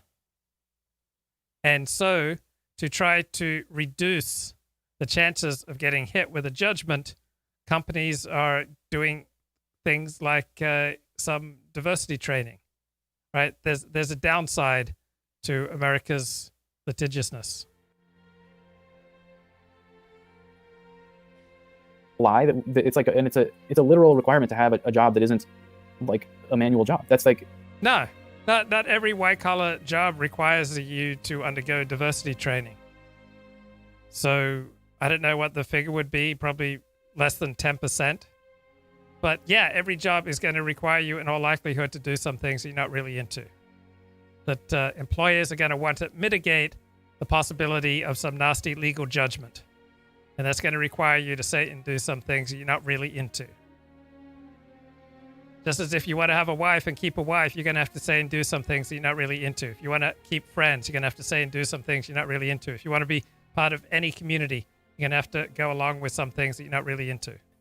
and I don't want to have to tell that lie. Like, I actually feel like it's kind of bad for your soul. Like, this is how people get out of an insane asylum talk. Oh, I see through the BS. I'm not going to tell these lies anymore. I'm not willing to sell out. You know what I mean? Like, I actually felt like injured by the whole pretending about the masks thing the other day. I was like, this is bad for me. Like, I can tell I'm less of a good person because I put this on and complied with the thing, and I like repent of doing that. But, you know, I didn't see a way around it, I guess, or something. Yeah, he's a bad person for following directions, for going along with the crowd. Like, going along with what everyone's doing is not always the best strategy. It's usually the best strategy. You really don't want to be an outlier going against the crowd. And this is what makes you think you're not a good person, because you went along with directions. And it's the same with like I don't know, whatever people do for jobs, you know, calling people on the phone about insurance or whatever. Like, that's, you're a liar. Like, you know, I don't know. This is just like, maybe this is like, I don't know. I feel like I need somebody. Nobody wants to neg me from the chat, but I want to hear it. Like, just be like, just stop being a pussy and, you know, pay the tax man his due or whatever, you know? Or yeah, like just half-ass it. Just stop being a pussy, man up, and become willing to be of service to other people. pretend, basically. But, you know, I don't want to pretend all day. You don't want to pretend? You pretend all the time to your wife, to your kids. You pretend to your friends, to your neighbors, right? People shower every day. People put on deodorant. People put on their work face. People obey certain protocols when they go to church or when they go to synagogue or when they go to a yoga studio, right? Being just authentic you does not work. There are times when it's great to be authentic. But as a general attitude for how you conduct yourself in the world is, I'm only going to say and do what I feel like, that is a disaster. That you're not going to pretend. Nobody can get away with that. Everybody has to pretend constantly. If you want to stay married, you have to pretend. If you want to stay in your church, you have to pretend. If you want to stay in your synagogue, you sometimes have to pretend. If you want to stay in your yoga studio, sometimes you have to pretend. If you want to hold a job, you have to pretend sometimes. that sounds terrible to me. I'm willing to pretend it just doesn't do any good. Well, yeah. Because that was my strategy in Kurdistan. I would just like go and do the lectures, but not really care too much about them, and spend all my time writing and researching. Mm-hmm. But the mismanagement was so bad, they decided they were going to get rid of over a quarter of the faculty, so they could redirect the money towards the administration. Mm-hmm. So anybody who wasn't politically connected got axed. It didn't matter how much they had published. It didn't matter. In fact, that was usually a negative sign, because they didn't have connections. They were trying to rely upon merit. And it didn't matter ideologically. In my department, the two guys that were axed were me and my best friend there, who happened to be like a left-wing Marxist. You know, not like one of the shit lib, but like, you know, the upper left quarter, the old style, the old style socialist. I mean, this is the thing though about like meritocracy that has been driving me crazy since 2016 or something, which is that like it's a fake. It's like, what is merit? You know, if by merit you mean the ability to like. Okay, what is merit? So some jobs require that you know how to use certain software, right? That's what merit means. In some jobs, that you know how to use certain software. In other jobs, it requires that you know how to carry out certain procedures. It's not that complicated. What is merit? Well, when it comes to a doctor, you probably don't want someone who got into medical school on affirmative action. You probably don't want someone who's been sued a bunch of times for medical malpractice. Like, merit is not that difficult. Do you follow sports, right? It's not necessarily true that the best college basketball team wins March Madness every year, but generally speaking, that is the way things work out. Now, sometimes refs will cost the better team a game, but generally speaking, that's not how it works. So the problem is not that March Madness has zero fairness to it. The problem is that March Madness, like everything in the human condition, is not perfectly 100% fair. Kill your soul and become like part of the state propaganda. Like, yeah, it's a meritocracy, right? But I mean, I know, I just, where did I hear this the other day? Somebody said that, oh, this is like just some romantic, it's just silly to say, to imagine that like merit in a kind of like virtuous sense could ever be rewarded, but it's like, why is that such? Yeah, in a lot of jobs, you need certain skills. And if you have certain skills, you can make a whole packet of money. So yeah, sometimes merit is rewarded. Josh Randall says, wish I could be friends with Church of Entropy, but she's super mean to me. So UCLA has won their first 2 games in March Madness. So I love college basketball. And I need to warn you guys, there's a TV show that you might just hear, oh, this is a cool show. It's very entertaining. And you start watching it. It's filled, this particular show, it's just filled with really crude animalistic sex. I mean, these guys are just hammering each other. I mean, it's heterosexual. It's all heterosexual. But they're just banging and they're just sucking. And it's just on a very animalistic level. And it's not necessary to the plot line. I don't really think it adds to the character development. And so I'm just concerned that you might slip and start watching this TV show. It's just filled with violence. And it's really well done. It's incredibly compulsively entertaining. So I'm just putting this out there because I want you to be prepared. I don't want you to just like slip into watching this TV show and then just heading downhill because of all the gratuitous sex and gratuitous nudity and, I mean, fellatio. It seems like every episode some dude's getting blown, and then the next episode some's woman's getting eaten out, and then someone's always getting shot and killed. And I just don't want you guys to fall into Banshee. All right.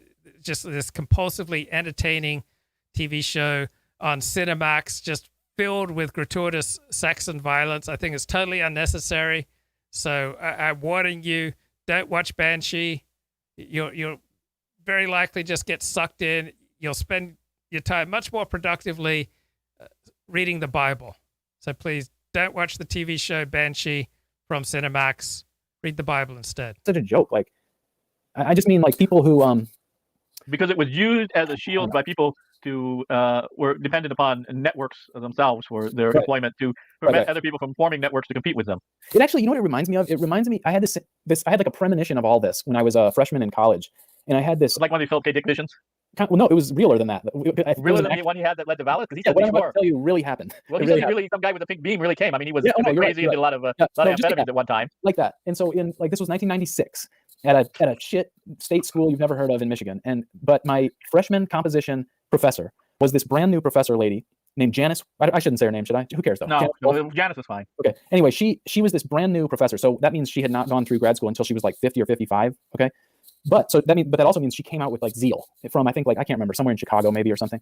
So 1996. And this was first semester of college. Okay. First semester of college, you're a welcome to college writing class. We should have been reading Thucydides or something, but she had us reading something about semiotics, which is, the theory of signs or whatever. And Yuri Lotman. Yeah, stuff like that. And I'm like 18 and I've only read like Huck Finn, and I'm like, what the fuck is this? And I just wanted to get through it and write the paper and stuff. And so what she had us do was write a paper about a personal space, like as a semiotic analysis. Okay. And then I'm like, what? So I lived in an apartment with 6 other guys. And so the only personal space I had was my bedroom. So Yuri Lotman was this Jewish scholar in Estonia. Yeah. So I'm going to put the link to him. And so this is the kind of, so I'm like, but I got to do the assignment, So personal space, I look around my bedroom. Basically, I'm 18 years old. I have a couple of posters of swimsuit girls on the walls and like a dresser and a computer, and that's it, So a semiotic.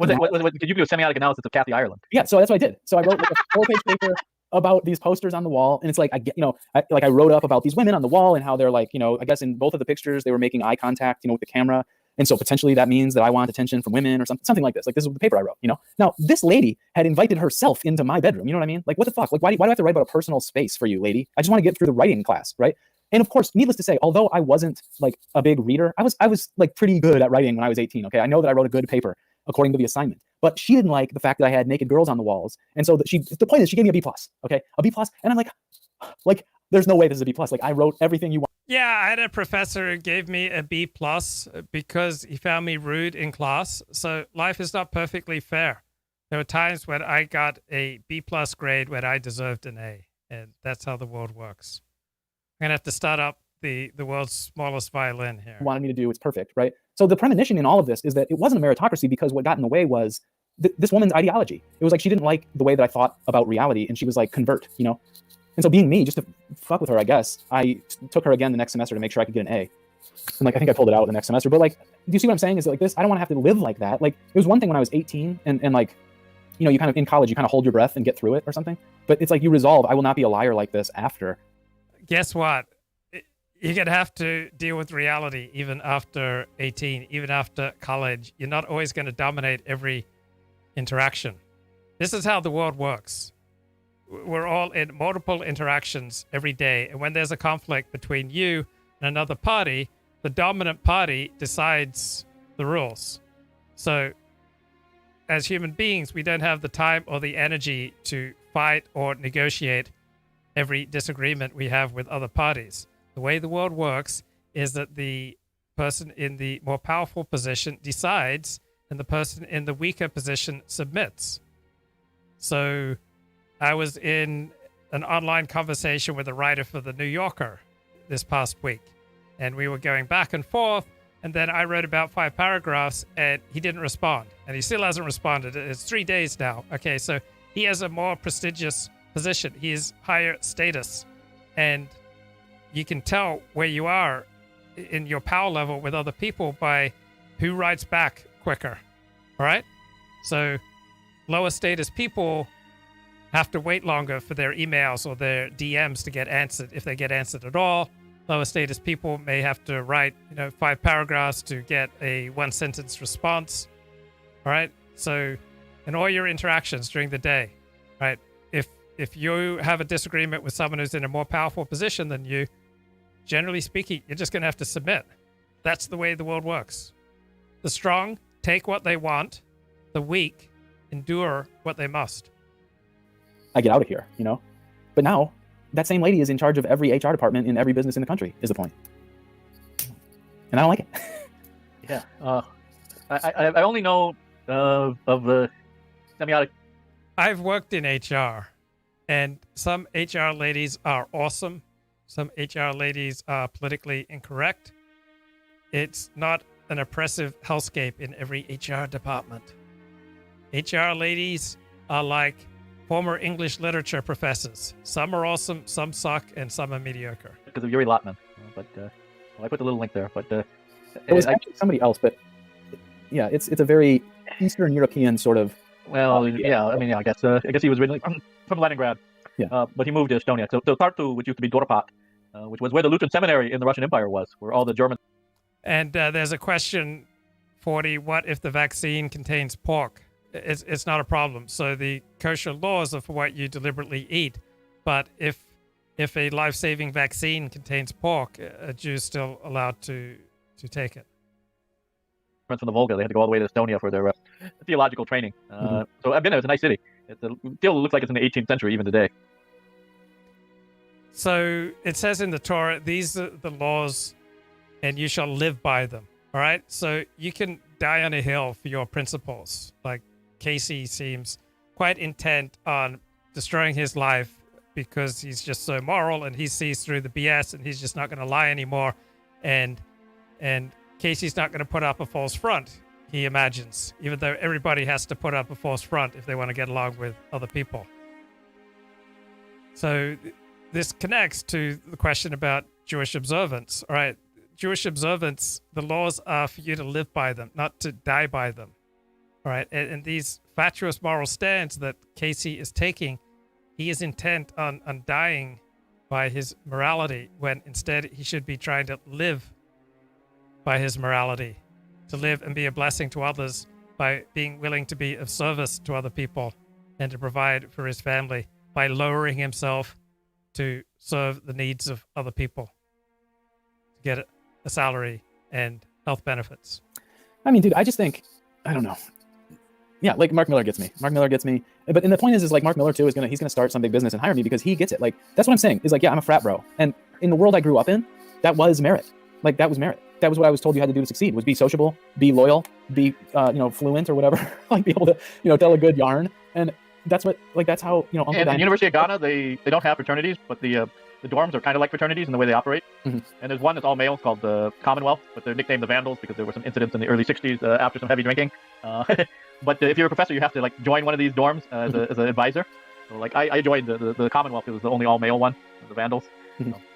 So prior to 2017, the alt-right just seemed like a bunch of, fun-loving pranksters.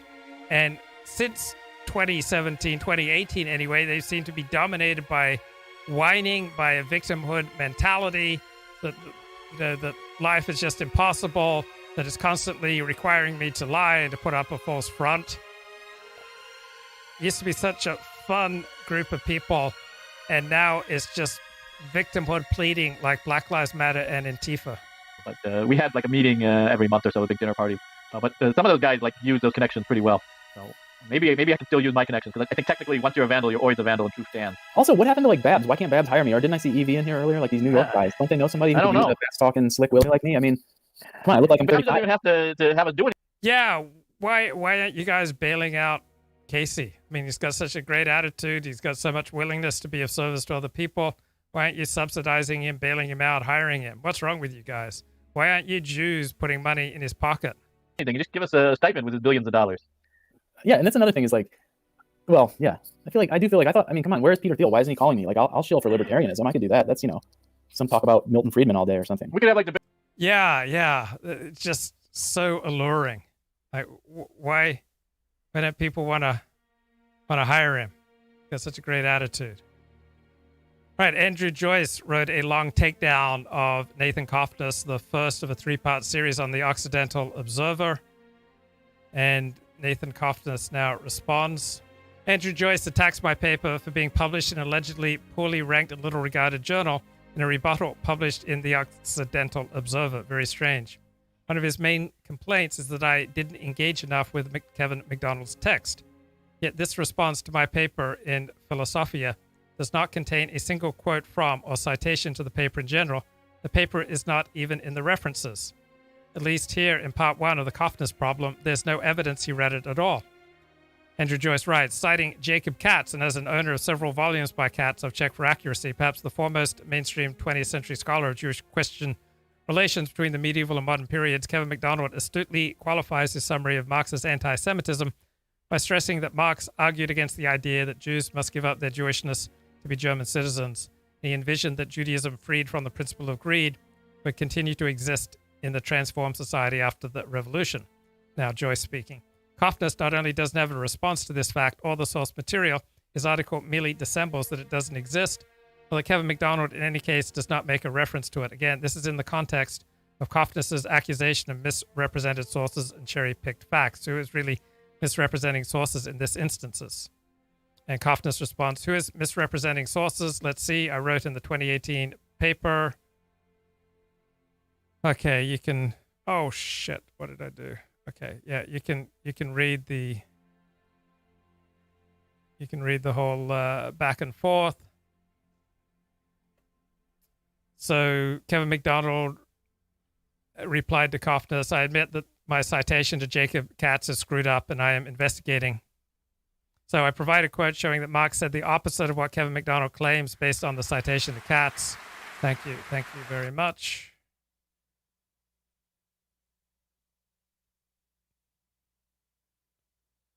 And Kevin McDonald acknowledges that the Katz reference is screwed up.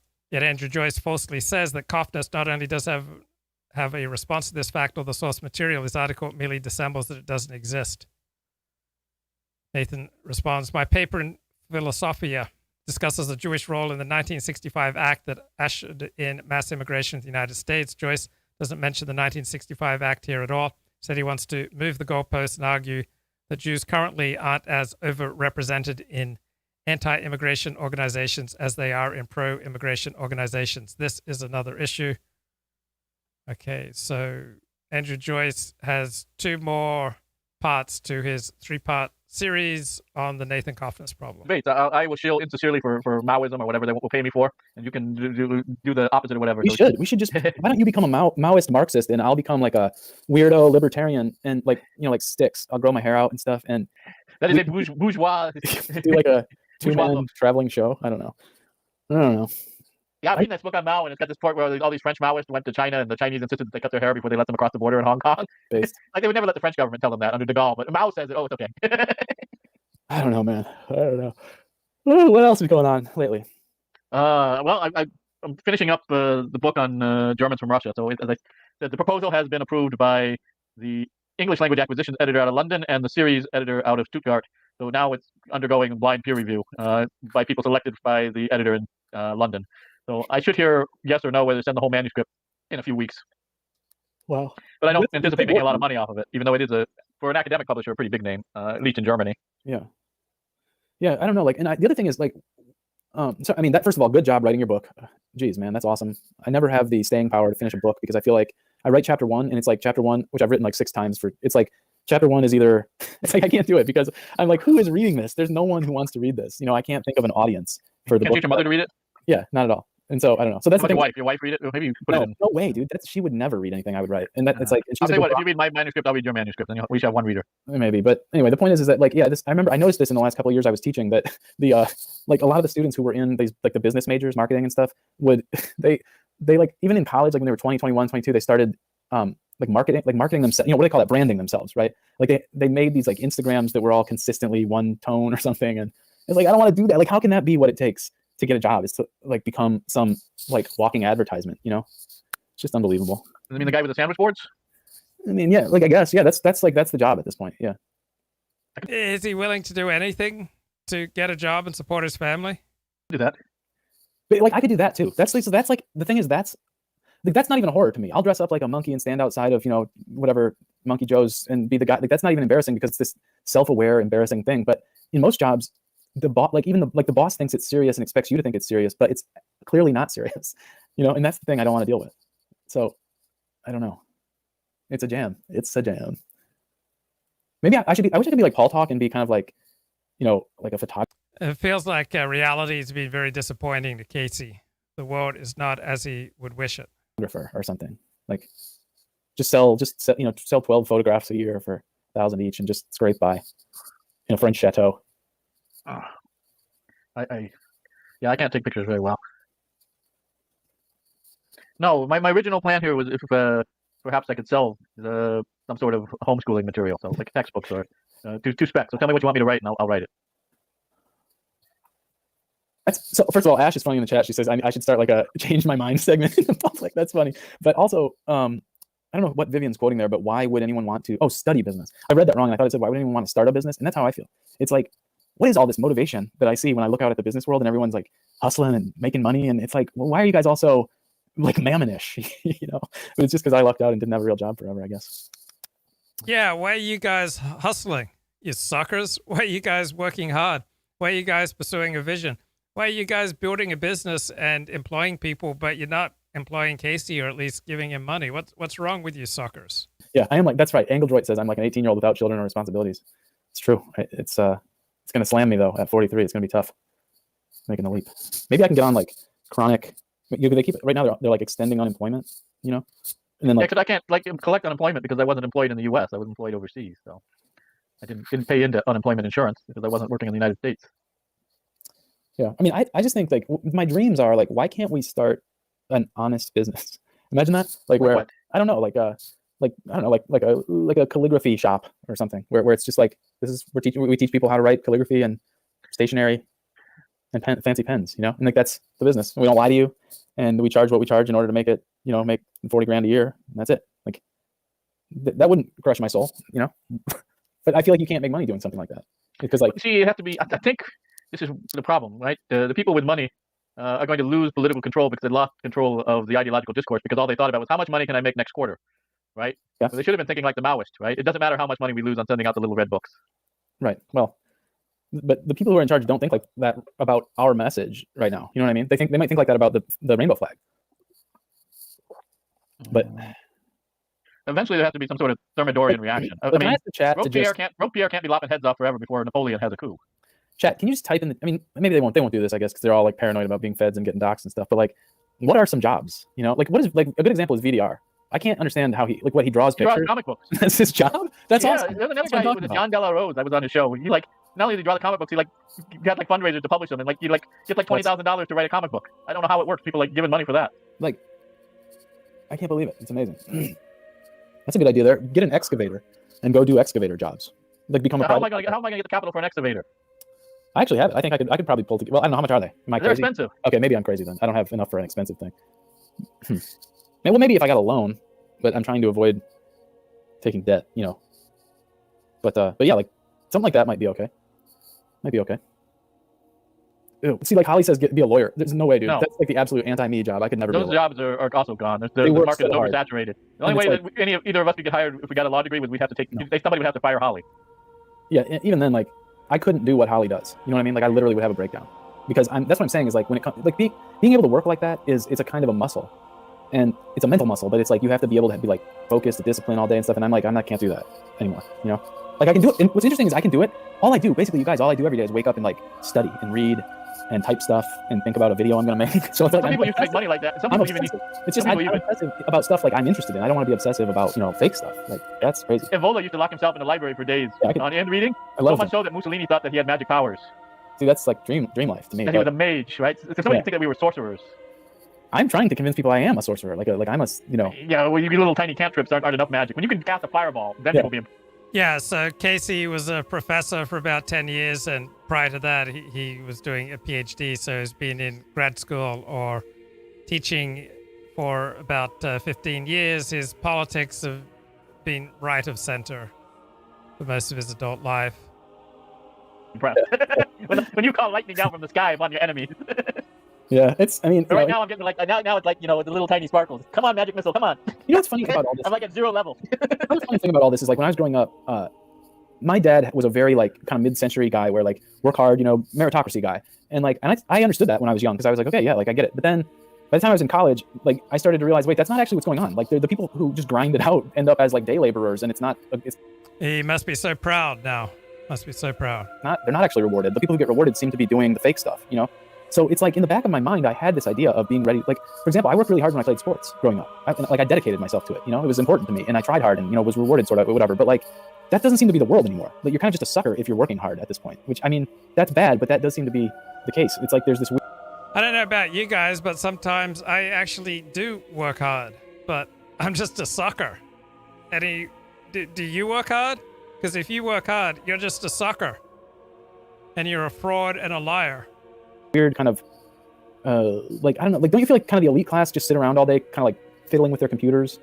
I don't know what they do. I've never been anything other than basically intellectual proletariat. And even then, before I was just proletariat, working in a lumpen proletariat, working in the coffee shop. Mhm. So I mean, I don't know. I kind of feel like I suppose it has some social cachet, to be a lecturer at a big name research university in Africa. But I'm still making $700 a month, which by American standards means I was below the merchants who were below the peasants. yeah. Well, I just realized when I got out of teaching that there's like basically the whole time I was teaching, I was like I was making money for the hierarchy, like basically The like man, the machine. and so like the cathedral. I don't want to work for someone else to make the profit off of me. That's so stupid, So I would rather just try to like start. Okay, if you don't want anyone else to make a profit off of you, then you're just saying nobody should hire me, because the only reason anyone's going to hire you is to make a profit off of you. A business of some sort. But again, it's really difficult because it seems like no matter what your business is, it's this. Yeah, life is difficult. Earning a living is difficult. Supporting a family is difficult. Being a man is difficult.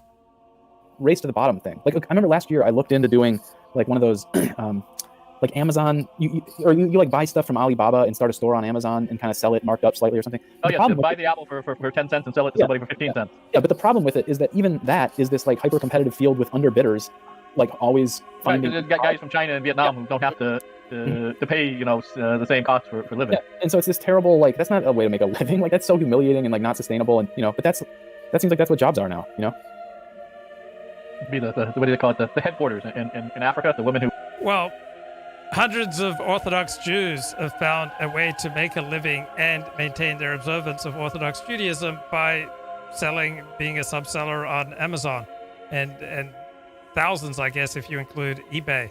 So tens of thousands of people are making a living this way and supporting their families and paying for health insurance. Who carry goods on their head and walk in the middle of the street to sell to people in the public transportation, little bags of water and the pieces of fruit and whatnot. Yeah. That's like pretty desperate. It's low on overhead, though. You don't have to invest a lot to be able to start it, but it's And the chat says this guy's pathetic. You need to do more than spending 10 minutes browsing YouTube videos for get-rich-quick schemes. Being a chump dilettante is an unsustainable occupation. This is truly pathetic. Life is suffering. Yeah, the drop shipping fad. 72,000 follower Richard Spencer lives in his mum's basement, just like Nick Fuentes. These are the alt-right leaders. No wonder we lost the election, says Art. I don't think anybody ever gets rich that way. Well, who's doing the after show tonight? I don't know. I thought Zed was going to come on. Why don't we have Zed come on and like? Because she wanted to hear our half-baked ideas on how we were going to ever make any money before she gave us some actual real advice on how to do it. But I mean, Zed is like married to Peter Thiel, and this was like my tryout, and the tryout went like this, where I just talked for an hour about how lazy I am. we probably didn't do very well on the interview. And Holly says in the chat, I'm increasingly thankful for having been born poor. Made me hungry, and though I've made many mistakes, I'm doing pretty well. Then I don't know. It just seems crazy that like you can't like you know, in my last episode, which you should all go like and watch and comment on. I told a story about my Dionysus uncle guy, and just to underline that guy is now like probably 70, you know, so he's retired, so it doesn't matter really. But he's still running around the lake naked. He would be if he could. He's kind of, I think the wine caught up to him or something. But I'll just give you like a rough sketch of his life, and I'll change some of the details. But he basically grew up in the Midwest and went to like, you know, Northern Indiana State University or whatever, and got a business degree and graduated in like 1970 about 2. And his story to me was always in 1972, like just a flat nothing undergrad degree from Northern Indiana. That's not a real college, of course, but like whatever would get you a job. Like you could basically write your own ticket. Like it was like they were hiring people like crazy. And so he got some job like selling beer or something and making like ton of money, like the equivalent of 6 figures, you know. And he would just hop from that job to another one selling RVs or something for 150. And like in the 80s, you know, he said you could not make 6 figures. Like it was just be a salesman, just call people, sell them. And like he was a bullshitter, you know what I mean? Like in the old classic, like kind of. And he thought it was this great living. Like he loved doing it. He would kick his feet up on the chair at work and call people and get them to spend $100,000 on an RV, you know? And the point is like, somehow it like, he was just a frat bro. He was just a fast talking guy who would never say no to a line of Coke, you know, like, and like that guy should be able to make 6 figures. Yeah. Life is tough. Art Bell says, this is very twitchy, thought-like Pretty Woman plot. Maybe some rich viewer will adopt me any day now. Someone who doesn't care at all about my looks or my age. Poverty really is the best motivator. Any chance of a Luke Ford, Kevin Michael Grace reunion tour? I've invited Kevin on shows 6 times, and it doesn't seem like something that he's interested in doing. And like, you know, not have to lie. I mean, it's lying. I guess it's lying in a way to be like, you need this RV. But, you know, like I'll do that. I'll sell RVs if I can make $100,000. But you can't anymore. That job is gone. Nobody buys. Give me $100,000. I'll write 3 textbooks, and then you have all the right to those 3 textbooks and sell them for billions of dollars. It's like the paradox of it is that like I kind of do understand how to be a salesman, but I don't want to. I don't understand. To me, it's a different type of magic. To me, it's like necromancy, black magic. It literally is it's dark arts. Beyond my capability of understanding. How can somebody take something and put no labor into it and get a higher price for it? Right? If the apple is worth 10 cents, it's worth 10 cents. How is it you can sell it for 15 cents even though you've done nothing to make the apple better? That's witchcraft. Let me tell you my last idea for a job. Okay, basically there are places in America still where you can buy, like out by VDR, you can buy like 10 acres for like $30,000 or something. So we're gonna grow marijuana? Well, we'll no. be chairman now to the marijuana to make it flourish. This is what we're gonna do. We're gonna do a Kickstarter and say, look, I'm not getting anybody to get money for these things. I'm not getting a Kickstarter going. And the chat says, on average, every multimillionaire has been bankrupt 4 times before hitting it rich. Now, who do you think watches more TV? Like millionaires or people earning less than $50,000 a year? People who earn $1 million a year are usually working pretty darn hard. Big Ford has found 2 new romantic Richard Spencer types. Richard Spencer says he's pushing for new pan-European, neo-Faustian, Nietzschean, Schmittian, Napoleonic, anti-liberalism, anti-Atlanticist, new wave, Apollonianism, Dionysian imperium. Richard says that Minister Louis Farrakhan used to be his neighbor when he lived in Chicago. People give me $1, and then Yeah, they'll give no, me $1 to buy 30 acres of In land. this Kickstarter, what we say is we are going to build the biggest pyramid the world has ever seen. And the way that we're going to do it is this is going to be like a destination. Okay. Like we're going to own the 10 acres and I'm going to put like 10 kind of like dormitories around its perimeter. Okay. And then in the middle of that, we're going to build the giant pyramid. And the thing is, it's basically like a new form of exercise, like an exercise retreat. And the exercise is hauling huge pieces of marble into the shape of a pyramid. And I feel like people are going to want to participate in building the giant pyramid and realize they can get fit doing it. And maybe my dorms will be fun and people like will come, like, it'll be like Tower Time, the Tower of Babel Health I think Club. my idea of growing marijuana was better. Both. I mean, in both, we can do both actually. Literally free Masons. Like it's free with a, they have to pay, I don't know, $500 a week and you can move as many stones as you want. I'll even teach you to carve them. We get fences like the Shriners. A literal multi-level marketing scheme where like the levels are a pyramid. working for me, but yeah, I don't know. Then there's like selling drugs. There's things like hacking or figuring out how to run like piratical scams, which, I would do, but I feel like I would just get caught and that wouldn't be worth it. So I don't know, man.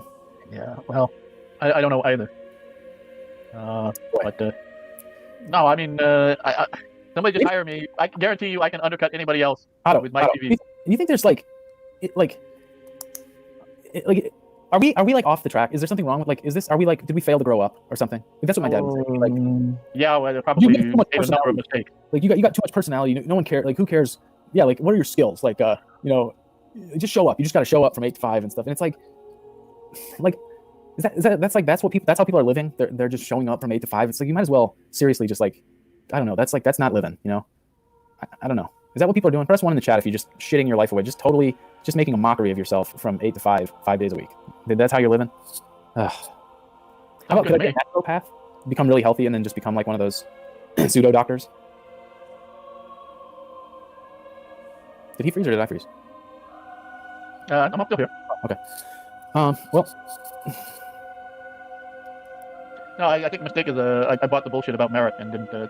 Instead of trying to do anything with merit, I should have just been trying to get networks of people who could hook me into how you can sell an apple for 5 cents more without putting any work into making the apple better. Yes. And I failed to do that. yeah, it's I guess, I don't know, man. I guess we're gonna have to do it eventually. I'll tell you this. I am in the mode where like I will be collecting the unemployment until they like force me off of it. Like I'm willing to play the state, at that at least. What do you think about truck driving? Like, why can't I truck drive? I suppose you could. It doesn't sound that bad. I mean, actually, like you can kind of hop in the big rig, drive to California, and then fly back once a week. And they give you like $3,000, I've heard, or something. Sometimes $2,000, and then do it 3 weeks a month. I mean, you could be rich, really. It's like you can make $70 grand a year driving a truck. Yeah. And like not have to, you don't have to lie very much. I'm sure you have to like walk into like whatever. I'm not sure how that works. Yeah, like basically listen to podcasts and just drive. Drink a bunch of caffeine. Probably, I don't know, maybe get fat, but I think I could do it without getting fat. Like if I did it as kind of like, Or maybe we could become pimps with a lot lizards. That's a good idea, Holly. That might make us more money. what about like, but seriously, what about owning, like, it seems like there would be a way to own some land and like make something of it. Just something easy, like what did VDR told me to start, like a, like, what did he say? Store?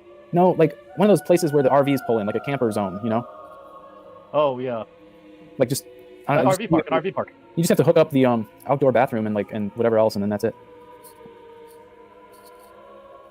So, and then I've even thought, like, what I have thought? I thought like I would drive one of those Amazon trucks or whatever all day, or just like be a just mailman or something. That's not the worst. But then I don't understand how these people, like, what if you have to pee or take a shit while you're like out in one of these Amazon vans? What do people do? I don't know. I don't know how to drive. I've never learned to drive. I never really? could afford a car. That part of it seems that I don't understand how these people just drive around, and it's like, I mean, I guess they must have to like just deviate from their route and go find a gas station or something. That must be the trick. But I guess so. yeah, it seems. Ash says you wear diapers.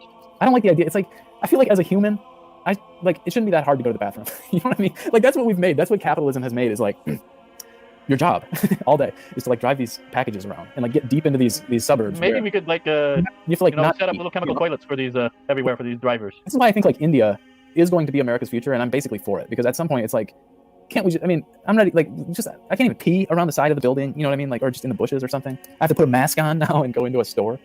Seems like a crazy thing. Maybe we could sell chemical toilets for these people. Well, I'm trying to think, or like My I haven't great actually- uncle, my great uncle made a fortune. Well, that was a fortune back in the early '60s, like $1 million selling chemical toilets to construction sites in San Diego. Have you ever thought of like some sort of do they call it a 501c3 or something? 40 the nonprofit. Nonprofit. Yeah. I am a nonprofit. Give me some money. Like yeah, and I was thinking a good one. Like the thing, like seriously, we could do sort of I don't know, like some kind of education related nonprofit, you know, or somewhat more of a pipe dream. But I've mentioned before on streams that like I think that a ripe one of these is to do zero interest lending and do it for like Christians only, like the intra Christian zero interest lending program. And then your job is just kind of like go to banks or not banks, go to churches and like explain to them, look, this is a holy mission, and like I actually believe in it. I think, and we're just gonna help you organize it. Like that's the business. Wouldn't that be a good idea? But I don't know how to do it. Yeah, I can like produce certain things. I'm not real good with the distribution and selling part. This is where I fall down big. I don't know, man. Wait, for home loans, do they do that? Who said that? Angle? Is that true? I feel like, it would be, I've always thought like, and I think college loans are very low, aren't they? They're down to like 0.9% or something, but like, I think home loans are still 3% APR. So it's like, I think it would be a cool thing for churches to lend the money to their young parishioners to buy homes and stuff. And then that would make the parishioners feel a debt of obligation to the church. And the cognitive dissonance hasn't been around the internet. Look, nobody's going to buy written pornography when they can get like videos of it for free, like unlimited on the internet. So yeah. The Yaki solution, which was the solution for many writers all the way up into the 1980s, has long been dead. What's a junk hauler? That sounds okay. You like haul away garbage, like things people are throwing out. But you got to have a place to haul it too. Let's think. Let's keep thinking. Right now, I'm in that mood where I could kind of just spitball. Ash says be a private investigator. I don't know. That seems too hard to like learn and deal with all that. I don't know if it'd be that hard, but the licensing has got to be pretty strict.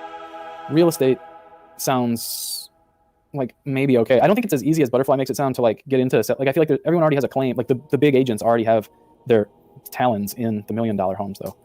So it's I don't know. I did hear there's a new industry called I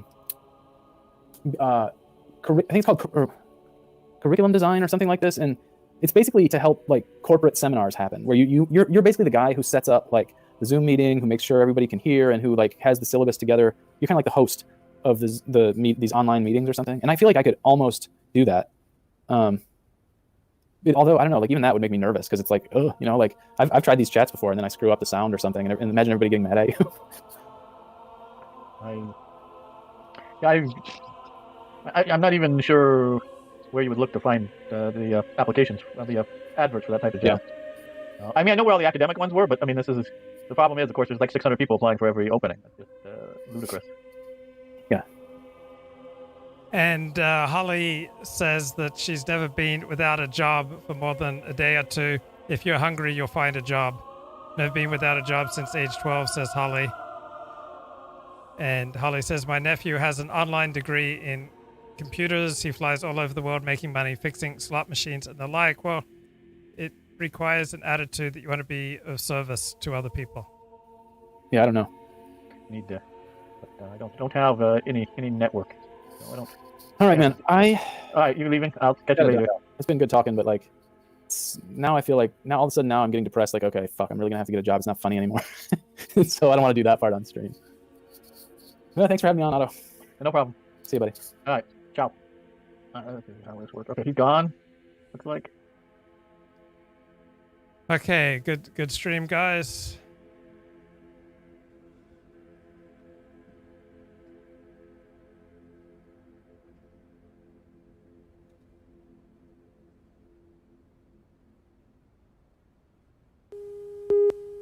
Let's take things out on a high note.